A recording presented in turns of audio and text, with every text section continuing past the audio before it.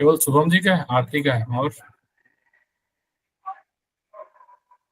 एक बार मुझे okay sign दे करके बताएं किस किस का इंटरव्यू है एनआईसीएल। ठीक है, तो आज का एक ये सेशन जो पेंडिंग चल रहा था एनआईसीएल इंटरव्यू के लिए, पहले हम इसे ऑलरेडी करने वाले थे, पहले शेड्यूल था ये पिछले वीक में, पर कुछ व्यस्तताओं की वजह से हम इसे पिछले वीक में नहीं कर पाए थे, इसलिए हमने इसे आज कंडक्ट किया है। मेरी आवाज सभी को क्लियर आ रही है? मेरी आवाज सभी को क्लियर आ रही है? चलिए, बहुत बढ़िया। ठीक है, तो इससे पहले कि हम इस सेशन को यहाँ से आगे लेकर के बढ़े, जिन लोगों का भी एनआईसीएल का इंटरव्यू है, तो सबसे पहले तो आप लोग ही मुझे बताएं कि क्या मतलब क्या प्रश्न है आपके मन में इस इंटरव्यू को लेकर के, क्या जानना चाहते हैं आप? अ, क्योंकि हमने इंटरव्यू प्रिपरेशन के लिए एक बहुत लंबा सेशन किया है पीछे ईएसआईसी के लिए, और जो भी हमारे साथी उस सेशन में हमारे साथ में थे, हम लोगों ने बहुत माइन्यूट माइन्यूट चीजें इंटरव्यू को लेकर के उसमें डिस्कशन करी है उन क्लासेस के दौरान, जिसमें से कि बहुत सारे क्लासेस यूट्यूब पे पड़ी हुई हैं, बहुत सारे क्लासेस आपके प्राइवेट वीडियोस में पड़ी हुई हैं, बहुत सारे क्लासेस हमारे एप्लीकेशन की वीडियो सेक्शन में भी पड़ी हुई है। इसके साथ साथ में हम लोगों ने बहुत सारे बच्चों का मॉक इंटरव्यू भी लिया था, इंटरव्यू यूपीएससी के लिए, तो और प्लस आईबीपीएस के लिए भी, तो उस मॉक इंटरव्यू के भी बहुत सारे फीचर हमारे यूट्यूब चैनल पे और साथ ही साथ हमारे एप्लीकेशन पे पड़े हुए हैं। तो इनको देख लेना तो बहुत जरूरी है। एक बार जब आप ये देख लेंगे तो मोटे तौर पे आपको समझ में आ जाता है कि इंटरव्यू में किस तरह के अप्रत्याशित क्वेश्चन पूछे जाते हैं, और इंस्टेंटली ऑन द स्पॉट आप कैसे आंसर्स क्राफ्ट कर सकते हैं। तो ये दो बहुत महत्वपूर्ण चीजें हैं। इसके अतिरिक्त पहले आप लोग मुझे बताएं कि क्या आप जानना चाहते हैं इंटरव्यू के बारे में, क्योंकि मेरे पास बहुत सारे मैसेजेस और कॉल्स आ रहे हैं नई सील इंटरव्यू को लेकर के। उसके बाद फिर मैं आपको अपनी तरफ से ये बताऊंगा कि आपको अगले जो भी आपके पास 7 से 10 दिन का समय है इंटरव्यू की प्रिपरेशन के लिए, तो उसमें आपको क्या और किस तरीके से तैयारी करनी है। शुभम, ज्योति, आरती, जिन लोगों के भी एग्जाम है, आप मुझे बताएं कि आप क्या जानना चाहते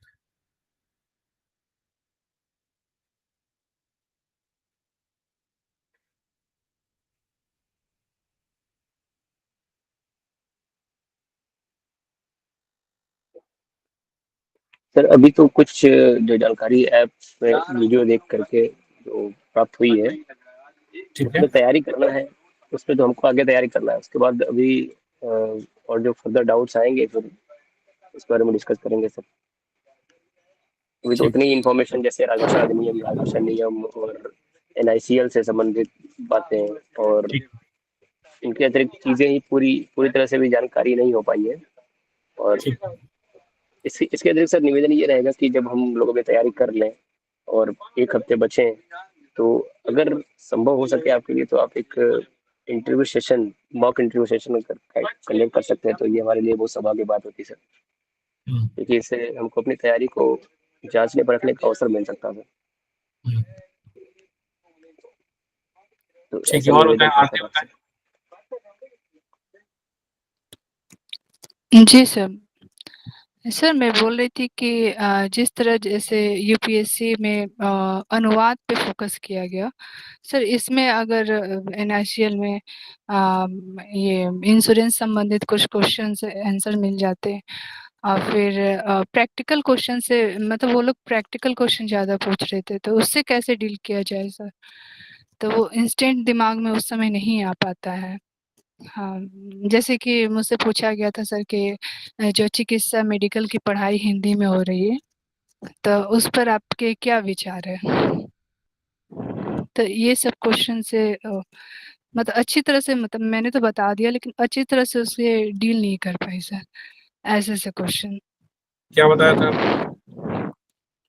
सर मैंने कहा था कि हिंदी के प्रचार प्रसार के लिए और आम जनता के लिए ये बहुत अच्छी ये है, अ, अच्छा कदम है।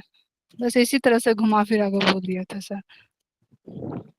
हाँ, इस तरह से घुमा फिरा के बोलने की जरूरत आपको इसलिए पड़ी आती है क्योंकि जब हम लोग डेली मॉर्निंग में यूपीएससी के लिए सेशन करते थे उसमें आप बोलती नहीं थी।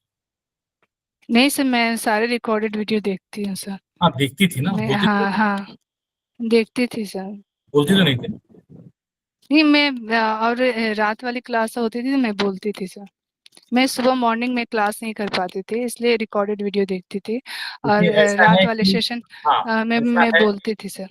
अगर मैं केवल खड़ा होकर क्रिकेट का मैच देखता रहूं तो उससे मैं क्रिकेट खेलना बहुत अच्छा तो नहीं सीख जाऊंगा ना।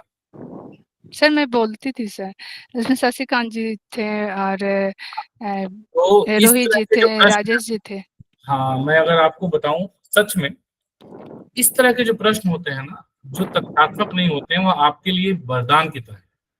इस तरह के प्रश्नों पे तो आप बहुत आसानी से मार्क्स उठा सकते हैं, आप बहुत आसानी से बोर्ड को प्रभावित कर सकते हैं अगर इस तरह के प्रश्न आपसे पूछे जाते हैं तो। नमस्कार रोहित जी। ठीक है, क्योंकि ये तो बहुत ही ऑब्वियस प्रश्न है कि जो मेडिकल की पढ़ाई हिंदी में शुरू हुई है, इसके बारे में आपको क्या कहना है, या इससे आपको क्या क्वेश्चन था, इससे आपको क्या प्रश्न था आपसे, आपके क्या विचार है इसमें? आपके क्या विचार हैं? तो ये तो इतना बढ़िया प्रश्न है कि कोई भी संभवतः एक हिंदी से जुड़ा व्यक्ति, राजभाषा से जुड़ा व्यक्ति या भाषा से जुड़ा व्यक्ति, यदि इंटरव्यू दिया जा रहा है, साक्षात्कार यदि वो दे रहा है और इस तरह के उससे प्रश्न पूछे जाए तो ये तो उसके लिए वरदान साबित हो जाएगा। क्योंकि एक ऐसा प्रश्न जिसका नकारात्मक उत्तर हो ही नहीं सकता है। जी एक सर, ऐसा मैंने प्रश्न सारे जिसपे, पॉजिटिव आंसर ओके अब दिए मुझे थे बोलने और दीजिए, हाँ आप मुझे बोलने यस। दीजिए आप। एक ऐसा प्रश्न जिसपे पूरे देश में सकारात्मक प्रतिक्रिया है, एक ऐसा प्रश्न जो हिंदी के भावी मतलब हिंदी के भविष्य को तय कर रहा है, हिंदी की भावी दिशा को तय कर रहा है, एक ऐसा प्रश्न जो हिंदी विषय को एक दूसरे स्तर पे लेकर के जा रहा है, इसके बारे में तो बहुत अच्छा उत्तर क्राफ्ट करके आप दे सकते हैं और एक कितना सेटिस्फाइंग उत्तर दे सकते हैं जो कि किसी भी बोर्ड को संतुष्ट कर सकता है यदि आपने ढंग से उसको क्राफ्ट कर लिया। ठीक है, ओके। और कोई जो हमारे नए साथी जुड़े, प्रश्न ये है मेरा कि आप क्या जानना चाहते हैं एनआईसीएल इंटरव्यू के बारे में। यदि आप लोग मुझे बताएं कि सर हम लोग ये जानना चाहते हैं, तो उसके बाद मैं जो मुझे बात आप लोगों से करनी है वह, और साथ ही साथ आप लोगों के जो प्रश्न है उनको ऐड करके हम आज की बात करेंगे। जैसे आरती जी ने कहा कि जो एकदम से हठात से क्वेश्चन पूछ लिए जाते हैं, या जो प्रैक्टिकल एस्पेक्ट का मतलब आप लोगों का बेसिकली ट्रांसलेशन से है, आप लोग बहुत घबराए हुए हैं इस बात से कि इस बार इंटरव्यू में उन लोगों ने ट्रांसलेशन करवाना शुरू कर दिया और बहुत सारे ट्रांसलेशन करवा कर यूपीएससी ने देखा। तो मैं आप लोगों को एक बात और बता दूं कि यह इंटरव्यू लेने का कोई मतलब नॉर्मल पैटर्न नहीं है। ऐसा नहीं है कि सारे इंटरव्यू में इस तरीके से ट्रांसलेशन करा के देखा जाता है। चूंकि आपका यह पद जिसके लिए आपने इंटरव्यू दिया था यूपीएससी में, वह चूंकि स्पेसिफिकली अनुवादक का पद था, इसलिए ईपीएफओ में तो नहीं, लेकिन ईएसआईसी जो कि एग्जाम जो बाद में ईएसआईसी का हुआ था, तो उसमें इन लोगों ने अनुवाद करा के देखा था। और चूंकि एक बहुत बड़ा बैच था आप लोगों का, मतलब लगभग 400-450 लोगों का इंटरव्यू ने लेना था, और राजभाषा और अनुवाद एक बहुत ही, मतलब ऐसा हम कह सकते हैं कि बहुत ज्यादा ओपन क्षेत्र नहीं है, तो इसलिए मुझे लग रहा है कि ईएसआईसी के इंटरव्यू के मतलब उत्तरार्ध में ये होने लगा कि सभी लोगों से सामान्य तौर पे ट्रांसलेशन करा करके देखा जाने लगा। तो इससे आप लोगों को घबराने की जरूरत नहीं है, ये ऐसा नहीं है कि सामान्य परिपाटी है और हर एग्जाम में ऐसा किया जाएगा। फिर भी आप जब भी भाषा, राजभाषा से संबंधित पद के लिए जा रहे हैं, तो इस पद में चाहे आप राजभाषा अधिकारी के पद पे क्यों नहीं जा रहे हैं, अनुवाद एक मतलब कह सकते हैं कि इसके साथ साथ जुड़ा हुआ विषय अनुवाद है, तो अनुवाद भी आपका अच्छा होना चाहिए। और अनुवाद आपसे पूछ लिया जाए, करवाया जाए जैसा करवाया गया यूपीएससी में, इस बात को तो मैं मतलब मुझे नहीं लगता कि ऐसा होगा, लेकिन आपसे पूछा जाएगा ये जरूर हो सकता है। ठीक है, इसके अतिरिक्त और कोई प्रश्न किसी के मन में चल रहा है एनआईसीएल इंटरव्यू को लेकर? सर इंश्योरेंस की ग्लॉसरी में देख रहा था, मैंने सोचा कुछ इंश्योरेंस के टर्म्स ऑफ ग्लॉसरी पे को देख लूँ, कुछ जनरल क्वेश्चन जो इंश्योरेंस के पर्सपेक्टिव से शायद मुझे मतलब पता होने चाहिए। थोड़ा सर उसको लेकर के डेटा, ग्लॉसरी को तो देखकर मिल ही नहीं रहा इतना। वैसे मैंने एलआईसी की वेबसाइट विजिट की थी तो मुझे कुछ मतलब टर्म्स मिल गया था इंश्योरेंस पे। लेकिन कुछ जनरल क्वेश्चन मेरे ख्याल से सर तैयार करना बेहतर रहेगा क्या इंश्योरेंस का? मतलब आप कुछ बताइए इस बारे में। इंश्योरेंस के जनरल क्वेश्चन आप कह रहे हैं? जी सर, जी सर। ठीक है, मैं आप लोगों को ना एकदम एक मोटे तौर पे एक मैं आप लोगों को खाका खींच के दे रहा हूं। एनआईसीएल का इंटरव्यू हो चाहे कोई भी इंटरव्यू हो, ये जो मैं खाका आपको खींच के आज दे रहा हूं, बता रहा हूं आज के सेशन में, ये लगभग लगभग हर तरह के इंटरव्यू पैटर्न के लिए खाका आपके लिए काम करेगा। कल शाम को मेरी बात हो रही थी, शायद रोहित से या किसी आप में से किसी एक ने कॉल किया था, और मैंने बहुत ही बढ़िया तरीके से ये चीजें बताई थी कि जब भी कोई इंटरव्यू आप देने के लिए आते हैं ना, तो इंटरव्यू के 4 सेगमेंट होते हैं। किसी भी इंटरव्यू के 4 सेगमेंट है जिनको आपको पढ़ना है, ठीक है। ये 4 सेगमेंट क्या क्या है? अच्छा, ये 4 सेगमेंट अगर आप तैयार करके अच्छे से चले जाते हैं तो आप इंटरव्यू में कॉन्फिडेंट रहेंगे।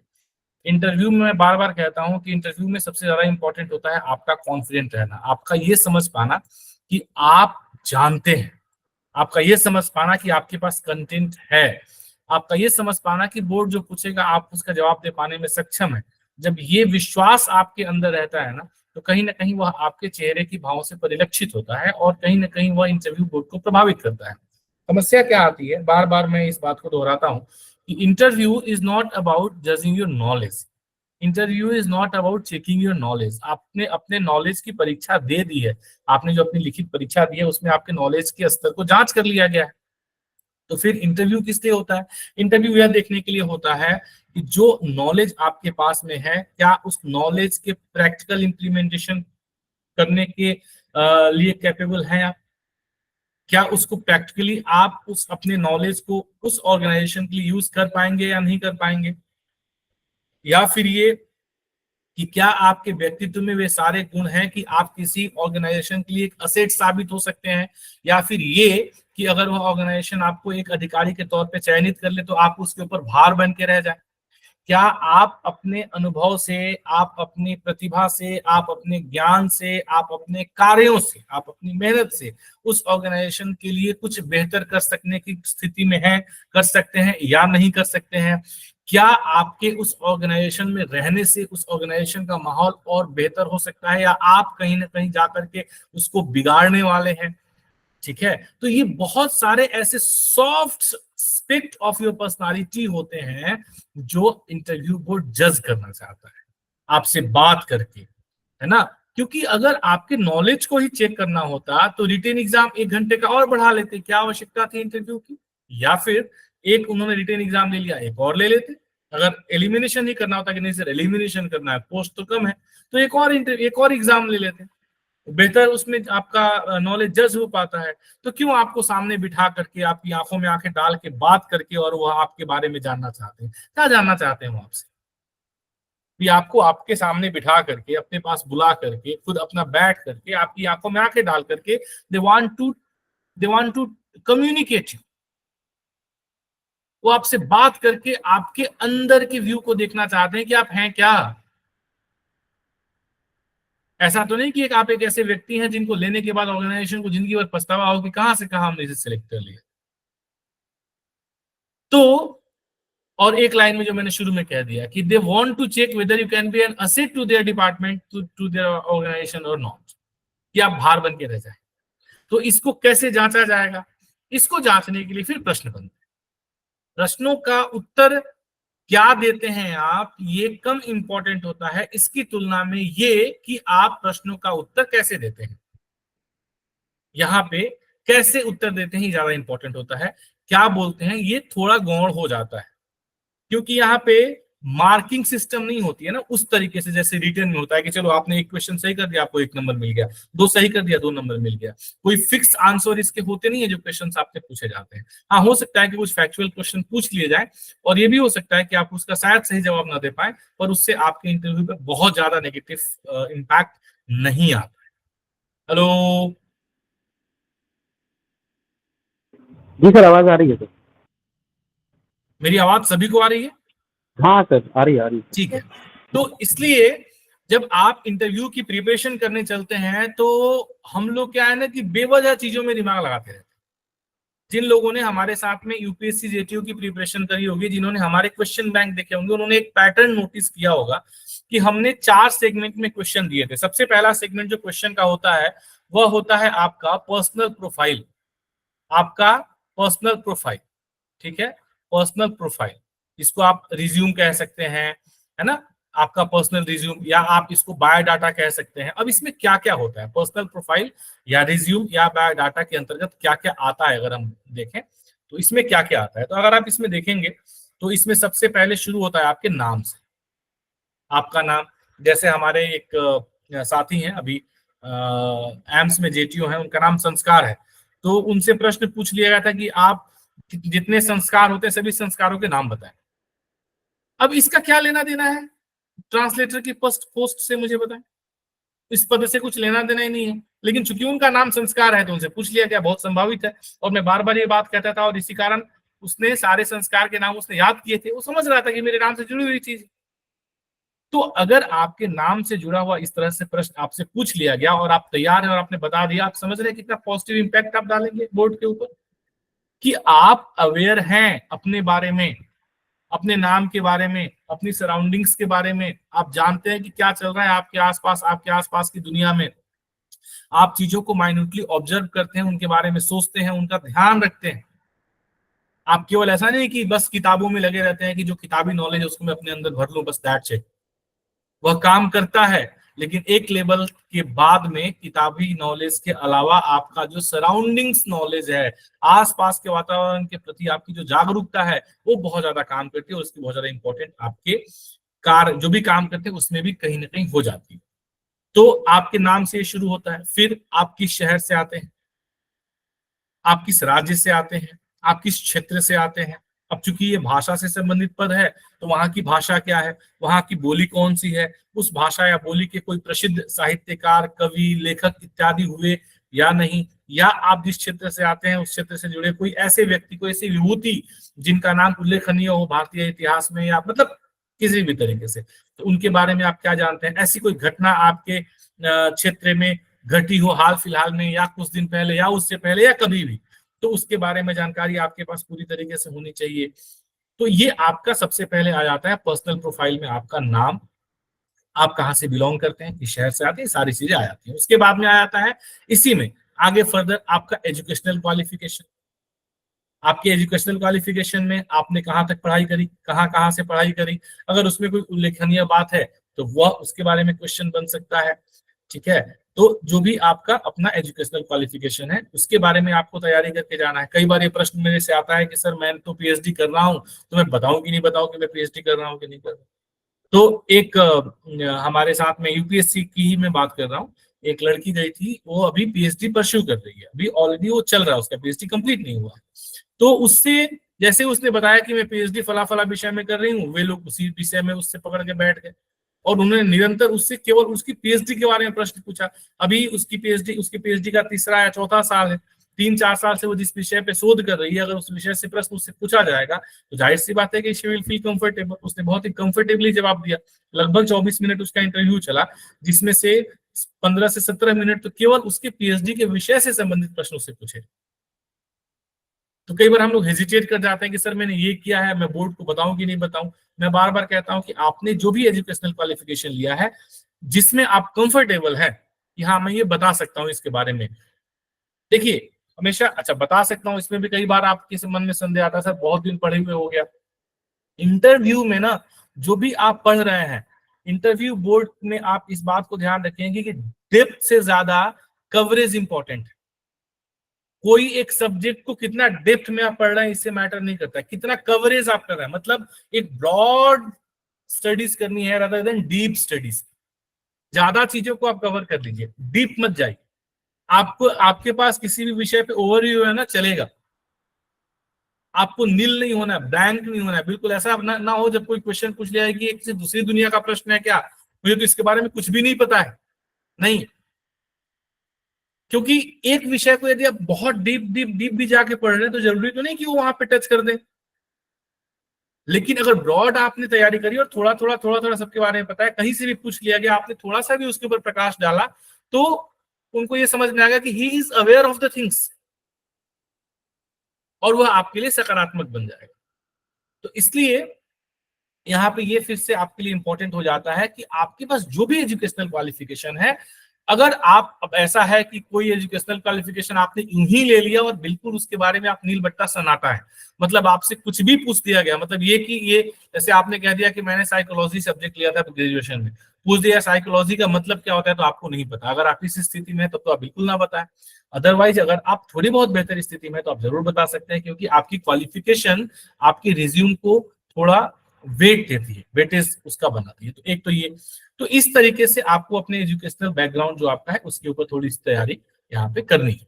एजुकेशनल बैकग्राउंड हो गया, आपका पर्सनल प्रोफाइल। अगर आप कहीं पे जॉब कर रहे हैं, मतलब आपका जॉब एक्सपीरियंस, आपका प्रोफेशनल एक्सपीरियंस अगर हम कहेंगे, कहीं पे आप जॉब कर रहे हैं या आपने कोई भी काम किया है, उसके बारे में आपके पास जानकारी होनी चाहिए। जैसे काम मतलब क्या, कुछ लोग ऐसे भी होते हैं जो ट्यूशन पढ़ाते हैं। मान लीजिए कहीं आपने ऐसा नहीं कि कोई गवर्नमेंट जॉब किया हो या कहीं जॉब ही किया हो, आप ट्यूशन पढ़ाते हैं, तो ट्यूशन पढ़ाते हैं आप, वो भी एक काम है, वो भी आपका एक्सपीरियंस है।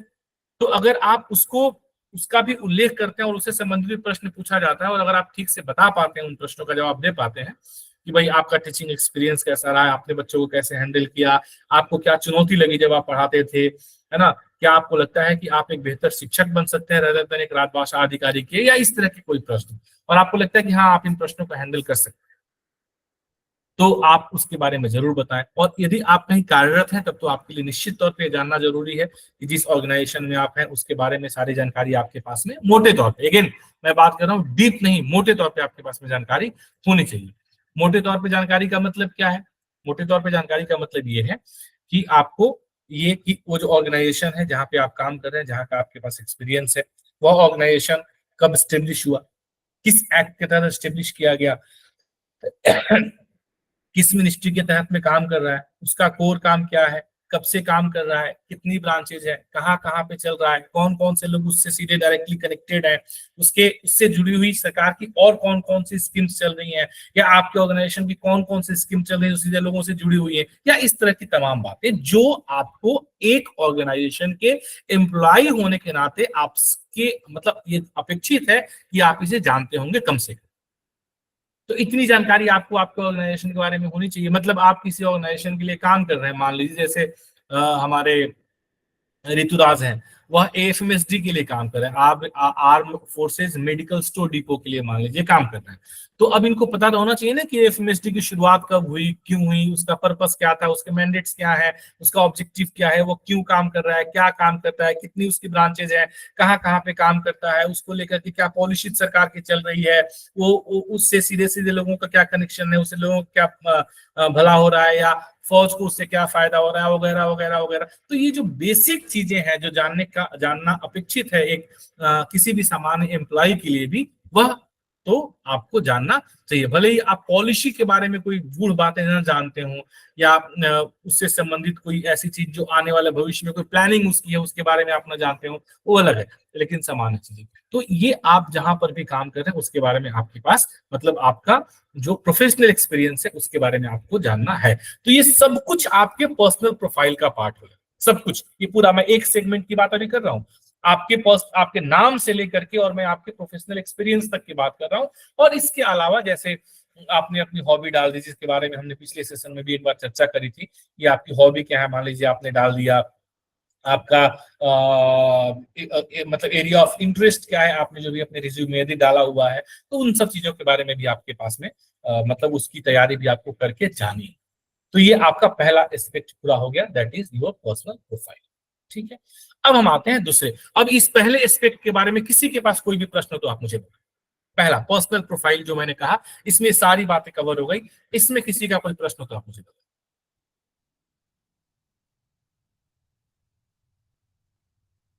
कि सर ये बात जो आपने पर्सनल प्रोफाइल के बारे में बताई, जो मैंने आपको बताया स्टार्टिंग फ्रॉम योर नेम, आपके नाम से शुरू करके, ठीक है, पर्सनल प्रोफाइल के बारे में, या इसको हम पर्सनल प्रोफाइल कह लें, या इसको हम बायोडाटा कह लें, या इसको हम रिज्यूम कह लें, या आप इसको जो कह लें, ठीक है।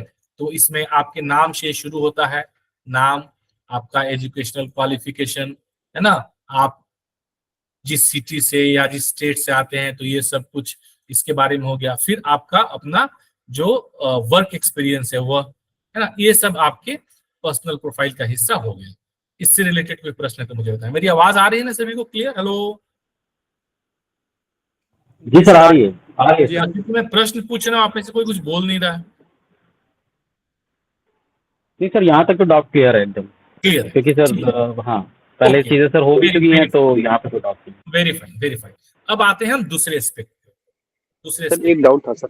जी, सर हाई स्कूल से शुरुआत करके इंटरमीडिएट, ग्रेजुएशन, फिर पोस्ट ग्रेजुएशन, फिर पीजी, डिप्लोमा, इन सब के बीच में अगर कोई और कोर्स हो तो क्या सीक्वेंस वाइज, ईयर वाइज जाना है कि इस पोस्ट के लिए आप जो शुभम रिक्वायरमेंट है जी, उसको पहले बताना है? शुभम जी, आप में मैं जो बता रहा हूँ ना उसको आप अलग तरीके से ले रहे हैं।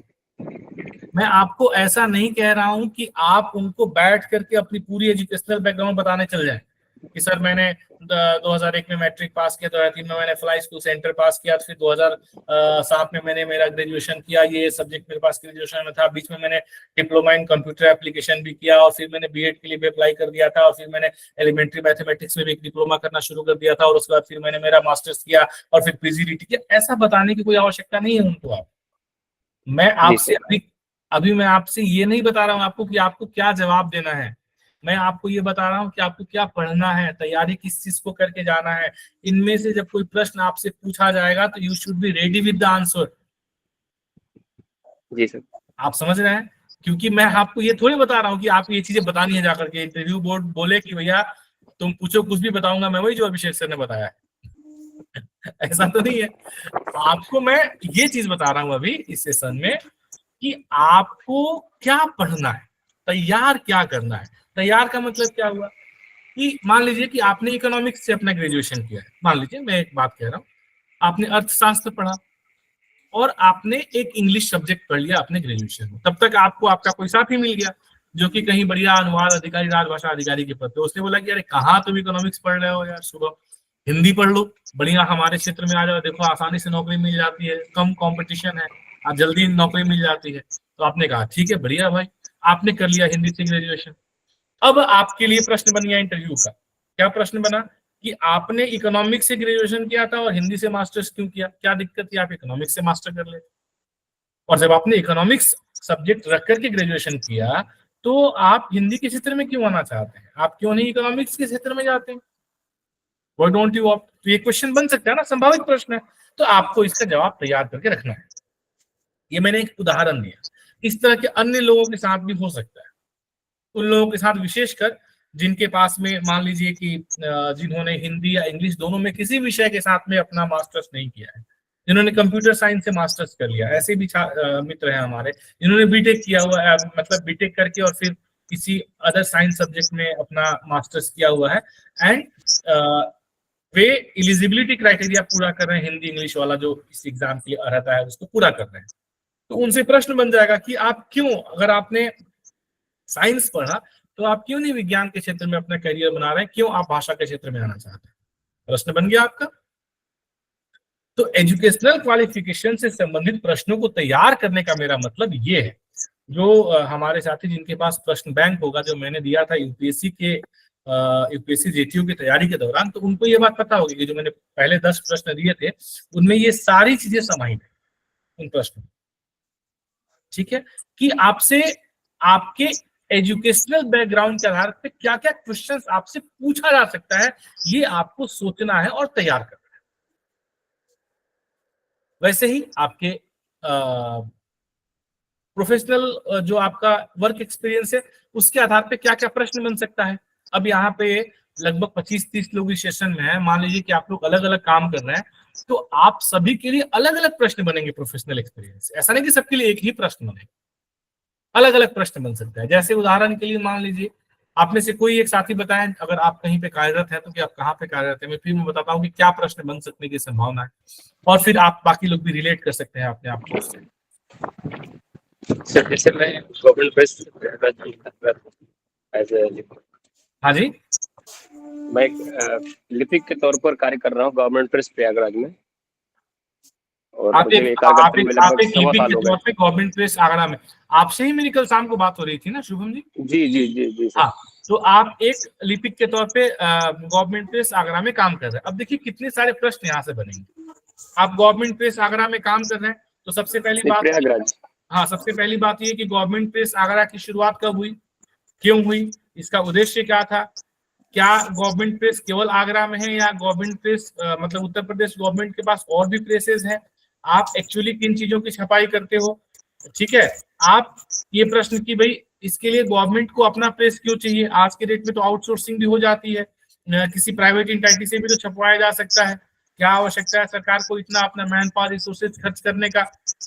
तो इस तरह के तमाम प्रश्न आपसे पूछे जा सकते हैं। कुछ टेक्निकल भी पूछा जा सकता है आपसे, आप लिपिक हैं तो आप क्या करते हैं, आप कहेंगे सर मैं एस्टेब्लिशमेंट का काम देखता हूँ। क्या आप काम देखते हैं? सर मैं सैलरी बनाता हूँ। कैसे बनाते हैं, उसकी टेक्निकलिटीज एक्सेट्रा एक्सेट्रा एक्सेट्रा। तो किसी भी तरह का प्रश्न बन सकता है, एनीथिंग।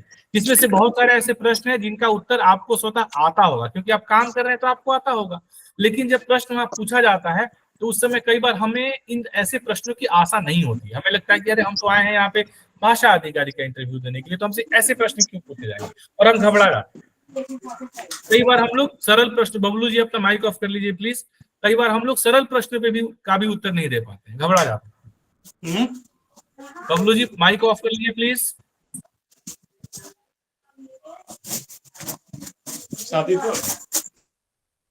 तो कई बार हम लोग सरल प्रश्नों में भी जाकर के, और इसलिए हम लोग उसका जवाब ठीक से नहीं क्राफ्ट कर पाते हैं कि हमें उम्मीद नहीं रहती है कि ऐसा भी प्रश्न पूछ लिया जाएगा, जबकि इंटरव्यू में अक्सर ऐसा होता है। ठीक है, तो इसलिए इस तरह के प्रश्नों को आपका उत्तर आपको तैयार करना है। आपको सोचना है कि क्या किस तरह के प्रश्न। देखिए हर किसी का अलग अलग प्रोफेशनल बैकग्राउंड हो सकता है, तो आपको अपने दिमाग से ये बात सोचनी है कि मेरे प्रोफेशनल बैकग्राउंड से और क्या क्वेश्चन बन सकता है, और क्या क्वेश्चन बन सकता है। कोई क्वेश्चन बना, आपने उसका उत्तर तैयार किया, तो फिर आपको लिंक करना है और क्या क्वेश्चन बन सकता है, और ऐसे आपको अपने उत्तर तैयार करना है। ठीक है, उसी प्रकार से आप जिस जगह से, जिस शहर से आते हैं, या जहां पे आप जॉब कर रहे हैं, वहां के बारे में जैसा मैंने आपको पहले बता दिया। ठीक है, तो ये आपका पहला एस्पेक्ट कंप्लीट हो गया। अब हम आते हैं दूसरे एस्पेक्ट के ऊपर, जो दूसरा क्वेश्चन सर हमारे। हाँ सर मेरा एक डाउट है, जैसे आपने बताया जैसे कोई मास्टर्स में सब्जेक्ट कुछ और होता है और बैचलर्स में कुछ और होता है, तो क्या हम उसका जो रिप्लाई करते हैं, जैसे मैं अगर एक रिप्लाई देना चाहूंगी, उनको कोई जवाब देना चाहूंगी, तो मैं ये बोलूंगी सर जो मैंने अपना बैचलर्स में सब्जेक्ट लिया था उसमें अपॉर्चुनिटी इतनी नहीं थी, और आगे चल के मुझे पता चला कि हिंदी के क्षेत्र में उससे ज्यादा मुझे अपॉर्चुनिटीज मिल रही हैं, इसलिए अगर मैं यहाँ पे स्विच करती हूँ, तो क्या सर जो हम आंसर देते हैं उसके हिसाब से भी वो नंबर जो अलॉट होते हैं हमें, मतलब फाइनल जो मार्क्स मिलते हैं उस पे भी डिपेंड करता है, या इसका क्या बेस्ट आंसर हो सकता है, वो मैं जानना चाह रही थी सर। देखिए सौम्या जी, इसमें ऐसा है कि सबसे पहली तो बात ये कि आज के वक्त में ऐसा कोई सेक्टर नहीं है जी जिसमें सर। अपॉर्चुनिटीज नहीं है। बिल्कुल बिल्कुल सर। अब क्या वो अपॉर्चुनिटीज आपको सूट करती हैं? जी क्या वे आपकी अपनी इच्छा के अनुसार हैं? क्या आपको उन अपॉर्चुनिटीज में रुचि है या नहीं? जी इन सर। सब चीजों के ऊपर आपका सिलेक्शन डिपेंड करता है कि आप क्या अपने लिए ऑप्ट कर रही हैं। जी सर। ठीक है? तो इसमें कोई गलती नहीं है कि मैंने बीए इकोनॉमिक्स में पढ़ा, मेरा मन करता था कि मैं अर्थशास्त्र के क्षेत्र में करूं, काम करूं, पढ़ाई करूं, पर जब मैंने पढ़ना शुरू किया और जब मैंने पढ़ाई कर लिया तो मुझे ऐसा लगा कि शायद मैं बेहतर नहीं कर पाऊंगा अर्थशास्त्र के क्षेत्र में। जी मुझे ऐसा लगा कि मेरा शुरू से ही रुझान भाषा की तरफ था, परंतु ऐसा लगता था कि क्या भाषा में इतना बेहतर करियर हो पाएगा जितना कि अर्थशास्त्र में। तो इस वजह से एक समय के हिसाब से, या बाकी जो मेरे सीनियर थे या परिवार वाले थे, उन लोगों के सलाह के अनुसार मैंने अर्थशास्त्र की पढ़ाई तो की, परंतु जी एक सर्टेन समय आने के बाद मैं इस बात को रियलाइज मैंने किया, जब मुझे पता लगा कि नहीं नहीं, मेरा रुझान तो भाषा की तरफ है और शायद मैं भाषा के क्षेत्र में बेहतर कर पाऊं, तो इसलिए मैंने अर्थशास्त्र की पढ़ाई को वहां पे रोक करके, महोदय, मैंने वहां से भाषा पढ़ा। मैंने हिंदी में मेरा मास्टर्स परस्यू किया और अब मैं भाषा के क्षेत्र में अपना करियर तलाश रही हूँ। जी सर। एकदम ऑनेस्ट आंसर। इसमें देखिए यही होता है ना, मान लीजिए कि आपने इकोनॉमिक्स पढ़ा, अगर आपको भाई इकोनॉमिक्स के क्षेत्र में तो निश्चित तौर पे भाषा के क्षेत्र से बेहतर ऑप्शंस और विकल्प है। जी बिल्कुल सर। नहीं, लेकिन हमें क्या लगा एक टाइम के बाद कि हम शायद उतना न पढ़ पाए, या हम उतना हमसे नहीं हो पाएगा, थोड़ा मुश्किल सब्जेक्ट है या चीजें, मतलब जो भी, तो हमें लगा कि नहीं नहीं नहीं ठीक है, हम उससे बेहतर है कि हम भाषा के क्षेत्र में अपना करियर बना लें, तो हमने स्विच कर लिया। तो ये कोई गलत, ये कोई गुनाह थोड़े है, ये बिल्कुल कोई बिल्कुल गलती सर। थोड़े है, इसके लिए कोई जी नंबर आपके थोड़े काट लेगा। मैटर ये करता है कि इसी बात को जो आप बताना चाहती हैं उसको आप कितने प्रभावी ढंग से बोर्ड के सामने रख पाती हैं। ओके। आप अपने भावों का संप्रेषण कितने प्रभावी ढंग से कर पाती हैं, इस पे निर्भर करेगा कि आपको बोर्ड किस एंगल से जज करता है।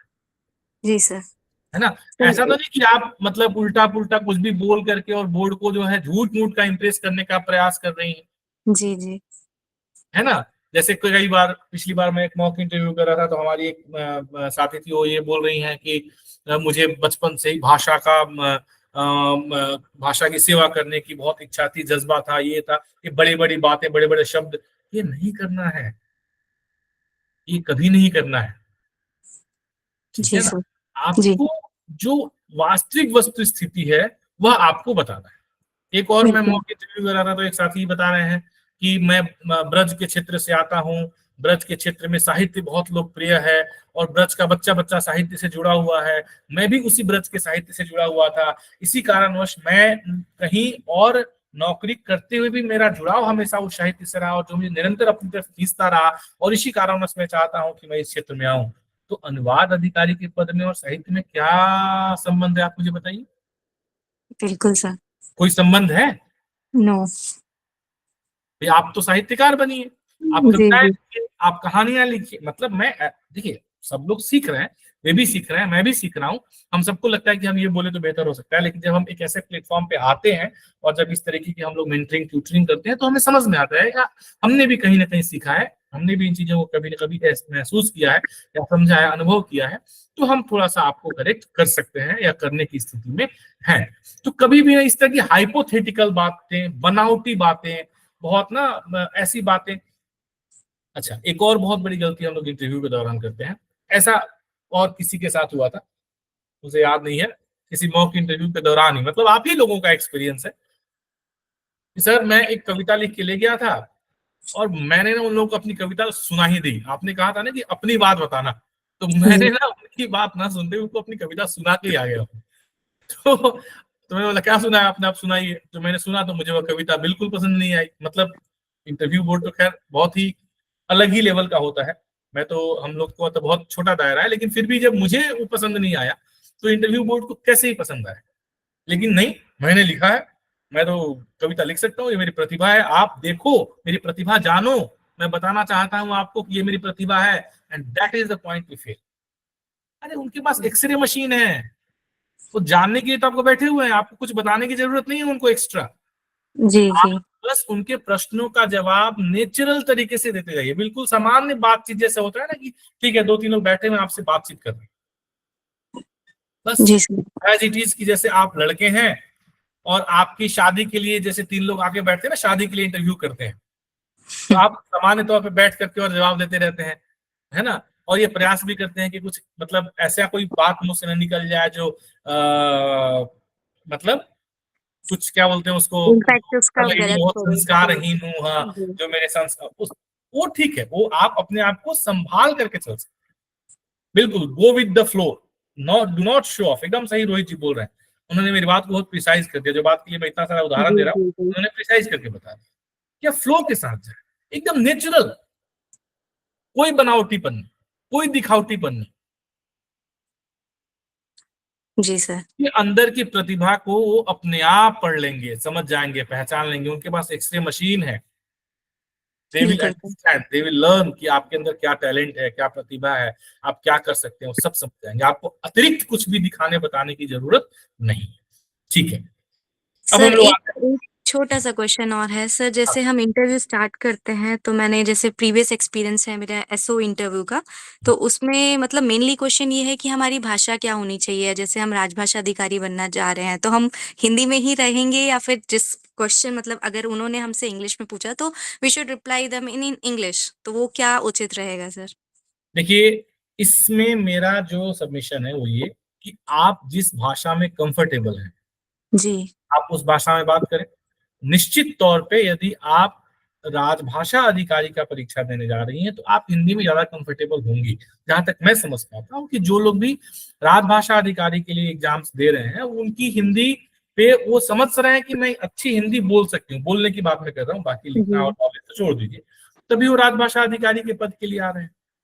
बिल्कुल सर। आप जिस भाषा पे आपकी अच्छी पकड़ है, जिस भाषा में आप अपने भावों को बेहतर संप्रेषित कर सकते हैं, आप उसी भाषा का इस्तेमाल करें, नंबर 1। परंतु अब हम क्या करें सर, जब सामने से बोर्ड ये कह रहा है कि नहीं नहीं आप तो अंग्रेजी में बोलिए, तो ये तो हमारे यहाँ पे जितनी भी परीक्षाएं हैं, ये तो मतलब एक तरीके से हम कह सकते हैं कि संवैधानिक नियम अब हो चुका है कि इंटरव्यू में आप अपने मतलब हिंदी या इंग्लिश दोनों में किसी भी भाषा में बोलने के लिए आप स्वतंत्र हैं। आपको आपके ऊपर दबाव नहीं डाला जाएगा कि आप इंग्लिश ही बोलो, परंतु ऐसे जो नियम है वह इस परीक्षा या इस इंटरव्यू पे लागू नहीं होते, क्योंकि उसमें एक बात लिखी हुई है। अगर आप लोगों ने राष्ट्रपति का आदेश 1968 का पार्ट 3 देखा होगा, यदि आपको याद होगा, तो उसमें ये बात लिखी गई है कि ऐसे पदों को छोड़कर जिन पदों के कर्तव्य निर्वहन के लिए हिंदी या अंग्रेजी भाषा के विशेष योग्यता की आवश्यकता,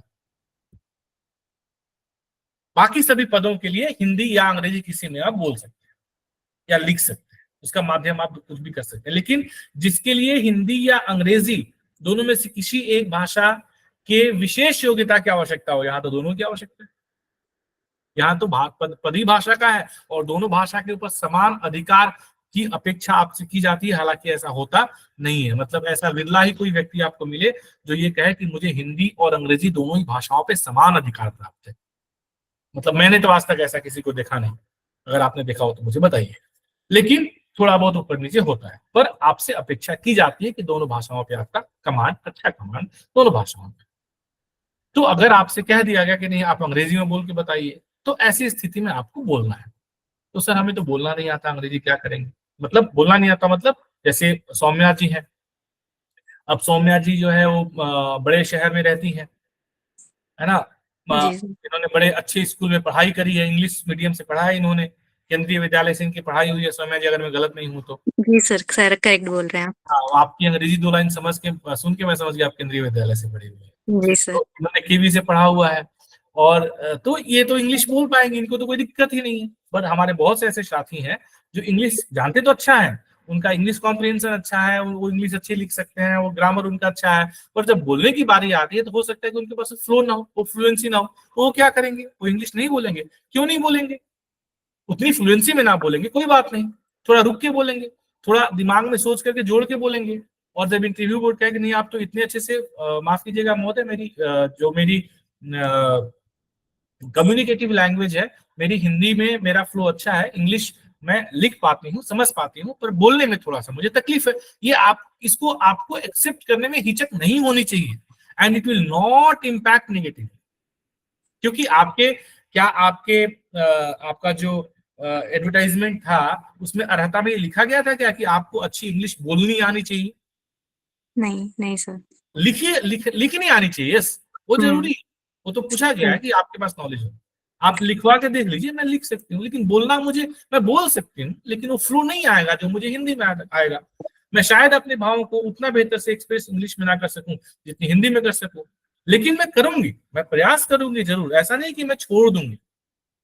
2 चीजें होती हैं, अगर आपसे कुछ करने के लिए कहा जाए तो एक तो ये कि नहीं मैं मेरे से नहीं होगा ये, और दूसरा मैं प्रयास कर रहा हूँ, हो सकता है उतना अच्छा ना हो जितना आप उम्मीद कर रहे हैं, पर कुछ तो मैं करूंगा।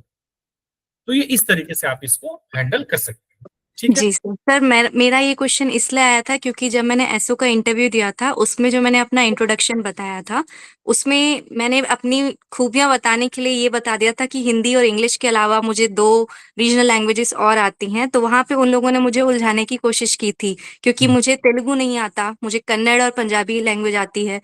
तो उन्होंने बोला हमें इनमें से कोई लैंग्वेज नहीं आती तो हम किस लैंग्वेज में अपनी कन्वर्सेशन स्टार्ट करें। तो हालांकि मैंने आंसर उसका ठीक दिया था, उन्होंने स्टार्ट किया विद स्माइल, फिर सब कुछ हिंदी में ही चल रहा था। तो इसलिए अभी भी ये डाउट मेरा आया कि मुझे ये बात बतानी चाहिए या नहीं, या मैं क्या मतलब जिस तरीके से वो स्टार्ट करते हैं उसी में कंटिन्यू रखना था। नहीं देखिए, ये बात मैंने आपको पहले ही बता दी, जी। जी सर। और रोहित जी ने बहुत अच्छे से बता दी कि जी। हमें ना अपनी किसी भी अतिरिक्त प्रतिभा को खुद से दर्शाने का प्रयास नहीं करना, वो गलती करनी नहीं। बिल्कुल बिल्कुल सर। आप यकीन रखें, आप विश्वास रखें कि अगर आपके अंदर कोई प्रतिभा है, आपके साथ जो इंटरव्यू को 20-25 मिनट बिताएगा वह आपकी प्रतिभा झांक के देख लेगा, और उसे यदि लगेगा कि ये प्रतिभा उनके काम की चीज है तो वह उस हिसाब से आपको मार्किंग करेंगे, और उनको लगेगा कि नहीं ये काम की चीज नहीं है हमारे लिए, आप भले कितने ही प्रतिभावान, आप एक बहुत अच्छी चित्रकार हैं, मेरे एक जी। मित्र हैं बहुत अच्छे जी। आर्टिस्ट हैं, बहुत अच्छे चित्रकार हैं, तो क्या उनकी अच्छी चित्रकारी की जो प्रतिभा है वह एक राजभाषा अधिकारी के लिए काम में आएगी क्या? नहीं सर। आप समझ रहे हैं मैं क्या चीज रिलेट करके आपको बताने का प्रयास कर रहा हूँ। ये जी गलती सर। कई बार करते हैं, वो आपको नहीं करना है। चलिए आगे बढ़ते हैं हम लोग, आते हैं दूसरा जो पोर्शन हमारे इंटरव्यू का है। अच्छा, जो मैं इंटरव्यूज की बात कर रहा हूँ, ये राजभाषा से रिलेटेड इंटरव्यूज की बात कर रही हूँ, वो है फिर राजभाषा पोर्शन।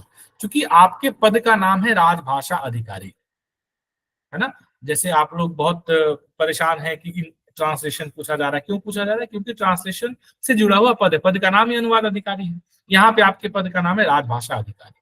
तो राजभाषा अधिकारी की ड्यूटीज क्या क्या है? सबसे पहली ड्यूटी है ऑफिशियल लैंग्वेज इम्प्लीमेंटेशन। तो ऑफिशियल लैंग्वेज इम्प्लीमेंटेशन मतलब क्या हो गया? भारत सरकार की राजभाषा नीति का कार्यान्वयन। भारत सरकार की राजभाषा नीति का कार्यान्वयन, ठीक है। तो राजभाषा नीति का कार्यान्वयन अगर आपको करना है तो आपको ये तो पता होना चाहिए कि राजभाषा नीति है क्या, आया ना। जी सर, करेक्ट। तो अब आपको पता होना चाहिए, इसका मतलब क्या है कि आप 120 से और 353 तक बताते बैठेंगे, 351 तक नहीं, बताने की जरूरत नहीं है। लेकिन आपके पास जब ये नॉलेज रहेगा तो आप थोड़ा भी बोलेंगे ना तो वो बैकअप करेगा आपके नॉलेज से, और उनको समझ में आएगा कि नहीं नहीं, ये बात जो वो बिल्कुल ठोस, बिल्कुल सॉलिड बात आपकी निकलेगी। आपका आंसर बहुत सॉलिड निकलेगा। वो निकलेगा 2 लाइन का ही, लेकिन 2 लाइन में ही वो लोग इस बात को जज कर लेंगे कि इस सब्जेक्ट पे इसकी पकड़ है। तो राजभाषा पॉलिसीज, राजभाषा नीति के बारे में आपके पास में जानकारी होनी चाहिए। इसमें क्या क्या आता है, संवैधानिक अनुच्छेदों से लेकर के और राजभाषा नियम तक सब कुछ इसके अंतर्गत समेटा जा सकता है। उसके बाद आपके पास थोड़ा बहुत नॉलेज हिंदी शिक्षण प्रशिक्षण के बारे में होना चाहिए। आपके पास थोड़ा बहुत नॉलेज वर्तमान में जो राजभाषा में ई टूल्स यूज किए जा रहे हैं उसके बारे में होनी चाहिए। जो आर्टिफिशियल इंटेलिजेंस का दौर चल रहा है उसमें राजभाषा कैसे अपने आप को सामंजस्य और समन्वय, कोऑर्डिनेशन बिठाते हुए आगे बढ़ रही है, इसके बारे में आपके पास जानकारी होनी चाहिए। सारे प्रश्न इस डोमेन से, इसको हम बोलते हैं डोमेन स्पेसिफिक नॉलेज। आपका जो डोमेन है उससे संबंधित ये सारे प्रश्नों के बनने की संभावना है। मतलब अगर आप अपने पूरे इंटरव्यू की तैयारी को 4 हिस्से में बांट दीजिए, 25-25-25-25% इम्फेसिस यदि आप प्रिपरेशन के लिए देंगे, तो 25% जो मैंने आपको बता दिया वह 25% आपका आता है domain specific knowledge. Domain specific knowledge में मैंने आपको बता दिया, आप लोगों ने निश्चित तौर पे तैयारी करी भी है। जो जिन लोगों ने हमारे साथ यूपीएससी की तैयारी करी है उनका तो ये पार्ट बहुत ही अच्छे तरीके से तैयार है। लेकिन कितना भी अच्छे तरीके से तैयार है, परंतु इन एग्जाम में जाने से पहले आपको इसके ऊपर थोड़ा सा रिविजन करना है। परंतु यहाँ पे एक बात जो मैं एड ऑन करना चाहूंगा वो ये कि आपने इम्प्लीमेंटेशन के जो फैक्ट है वो आपके पास है, आपने पढ़ लिए हैं। लेकिन उससे रिलेटेड जो क्वेश्चंस ऐसे बनेंगे, जैसे मान लीजिए कि आपको कर्नाटक के किसी शहर में, छोटे से शहर में आपको पोस्टिंग दे दी जाती है एक राजभाषा अधिकारी के तौर पे। वहां पे आपको भारत सरकार की राजभाषा नीति का कार्यान्वयन करना है। वहां पे जो कर्मचारी इत्यादि कार्यरत हैं वे सारे के सारे ज्यादातर जो है वहां पे स्थानीय कर्मचारी हैं जो कि इंग्लिश में काम करने को प्रीफर करते हैं, हिंदी उनको नहीं आती है। तो ऐसी स्थिति में आप वहां राजभाषा नीति का कार्यान्वयन कैसे सुनिश्चित करेंगे? ये प्रश्न आपसे इस तरीके का बन सकता है। तो आपके पास इसका एक बहुत ही सॉलिड प्लान बना करके चलना, आपको इसका एक बहुत ही सॉलिड प्लान बना के चलना पड़ेगा। इस तरह के प्रश्नों का उत्तर आप कैसे देंगे? कि महोदय सबसे पहले चूंकि हम जिस संस्था में काम कर रहे हैं वह एक केंद्र सरकार की संस्था है और केंद्र सरकार की संस्थाओं के लिए भारत सरकार की राजभाषा नीति का अनुपालन उन सबका संवैधानिक उत्तरदायित्व है। तो सर्वप्रथम तो मैं मेरे संस्था या मेरे बैंक या मेरी शाखा, जो भी इंश्योरेंस की जो भी शाखा है, उनके सभी अधिकारियों कर्मचारियों को इस बात से अवगत कराने का प्रयास करूंगा। मैं खुद उन्हें बताने का प्रयास करूंगा या फिर मैं कार्यशालाओं के माध्यम से उन्हें यह बात बताने का प्रयास करूंगा कि भारत सरकार की राजभाषा नीति का महत्व क्या है। और उसके पश्चात जो भी हमारे अधिकारी या कर्मचारी जिनको हिंदी में कार्य करने में समस्या आ रही है, दिक्कत आ रही है, उनको मैं हिंदी में शिक्षण प्रशिक्षण इत्यादि के लिए मैं उनके लिए व्यवस्था करूंगा। जो भी उपलब्ध व्यवस्थाएं हैं, क्या उपलब्ध व्यवस्थाएं हैं महोदय? उपलब्ध व्यवस्थाओं में भारत सरकार के राजभाषा विभाग के अंतर्गत हिंदी शिक्षण योजना के तहत में प्रबोध, प्रवीण, प्राज्ञ, पारंगत इत्यादि प्रशिक्षण है। अब यह प्रशिक्षण राजभाषा लीला के माध्यम से ऑनलाइन भी उपलब्ध है, जो कि हम लोग आर्टिफिशियल इंटेलिजेंस टूल्स के माध्यम से लीला के माध्यम से हम लोग स्वयं शिक्षण भी कर सकते हैं, तो इसके बारे में मैं उन्हें बताऊंगा। और साथ ही ये भी उन्हें बताऊंगा कि यदि वे लोग ये प्रशिक्षण प्राप्त कर लेते हैं तो इसके लिए उन्हें अलग से मानदेय और उनके वेतन में अभिवृद्धि इत्यादि मिलेगी। इन सारी योजनाओं के बारे में उन्हें अवगत कराऊंगा और मैं उन्हें अवगत करा करके और इस तरीके से मैं प्रयास करूंगा कि अधिक से अधिक मेरे शाखा के कर्मचारी जल्दी से जल्दी हिंदी में कार्यसाधक ज्ञान प्राप्त कर लें। और एक बार जब हमारे शाखा के 80% से अधिक कर्मचारी हिंदी में कार्यसाधक ज्ञान प्राप्त कर लेंगे तो मैं मेरी शाखा को अधिसूचित करवाने का प्रयास करूंगा। और जब एक बार शाखा अधिसूचित हो जाएगी तो इस तरह का एक माहौल, वातावरण वहां पे तैयार हो जाएगा कि धीरे धीरे लोग हिंदी में काम करने की शुरुआत वहां पे कर देंगे। और मुझे इस बात का पूर्ण विश्वास है कि हम इसमें एक इस तरह का माहौल तैयार करने में सक्षम रहूंगा, सफल रहूंगा, जिसमें कि कुछ समय अंतराल के बाद में मेरी शाखा में धीरे धीरे हिंदी में कार्य होने लग जाएगा। तो इस तरीके का कुछ आपको आंसर क्राफ्ट करना है। कैसे करेंगे? जब आपके पास में हिंदी शिक्षण योजना की जानकारी होगी, जब आपके पास राजभाषा नियमों की जानकारी होगी, ठीक है, जब आपके पास में राजभाषा अधिनियम की जानकारी होगी, आपसे प्रश्न पूछ लिया जाए कि आप कैसे सुनिश्चित करेंगे आपके कार्यालय में राजभाषा अधिनियम की धारा 3(3) का समुचित अनुपालन हो। एक प्रश्न ऐसा नहीं पूछा जाएगा आपसे कि आप बताइए राजभाषा अधिनियम की धारा 3(3) क्या है और आप उसको बोलने बैठ गए। नहीं, उसका जो व्यवहारिक पक्ष है उससे संबंधित प्रश्नों की संभावना ज्यादा रहती है साक्षात्कार कि आप जो जानते हैं उसको कैसे उसको अप्लाई कैसे करेंगे। तो सर एक सवाल था सर। हाँ सर, अगर यही सेम क्वेश्चन अगर तमिलनाडु से के संबंध में पूछ लिया जाए तो वहां पर तो हिंदी के संदर्भ में कोई विशेष रुचि नहीं है लोगों के, और ऊपर से लोगों का विरोध रहता है हिंदी को लेकर के। तो अगर ये सवाल तमिलनाडु के संदर्भ में पूछा जाए तो उसका जवाब कैसे आप देना कभी होगा? तमिलनाडु गए हैं? नहीं सर, आप तमिलनाडु किसी व्यक्ति से मिले हैं? अभी तक तो मिला नहीं सर, लेकिन जो उसका संदर्भ में मैंने आप पढ़ा है तमिलनाडु गए नहीं, आप तमिलनाडु के किसी व्यक्ति से मिले नहीं, आप यह बात कैसे कह सकते हैं शुभम जी कि तमिलनाडु के लोगों को हिंदी में विशेष रुचि नहीं? सर कहीं कहीं पढ़ा हुआ है आपको ये बात पता है कि तमिलनाडु के मतलब शायद ही तमिलनाडु का ऐसा कोई कस्बा हो जहां पर हिंदी सिखाने के छोटे छोटे कोचिंग संस्थाएं न चलती हैं। जैसे हमारे उत्तर प्रदेश, बिहार, मध्य प्रदेश, छत्तीसगढ़ इत्यादि हिंदी भाषी राज्यों में स्पोकन इंग्लिश की क्लासेस चलती है ना, और एक दौर था जब स्पोकन इंग्लिश की क्लासेस चला करके और टीचर्स अमीर बन जाया करते थे।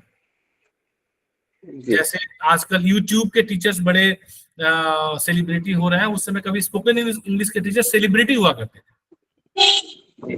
वैसे आज के डेट में तमिलनाडु में यदि आप जाएंगे तो स्पोकन हिंदी के अलग अलग कोचिंग चलते हैं।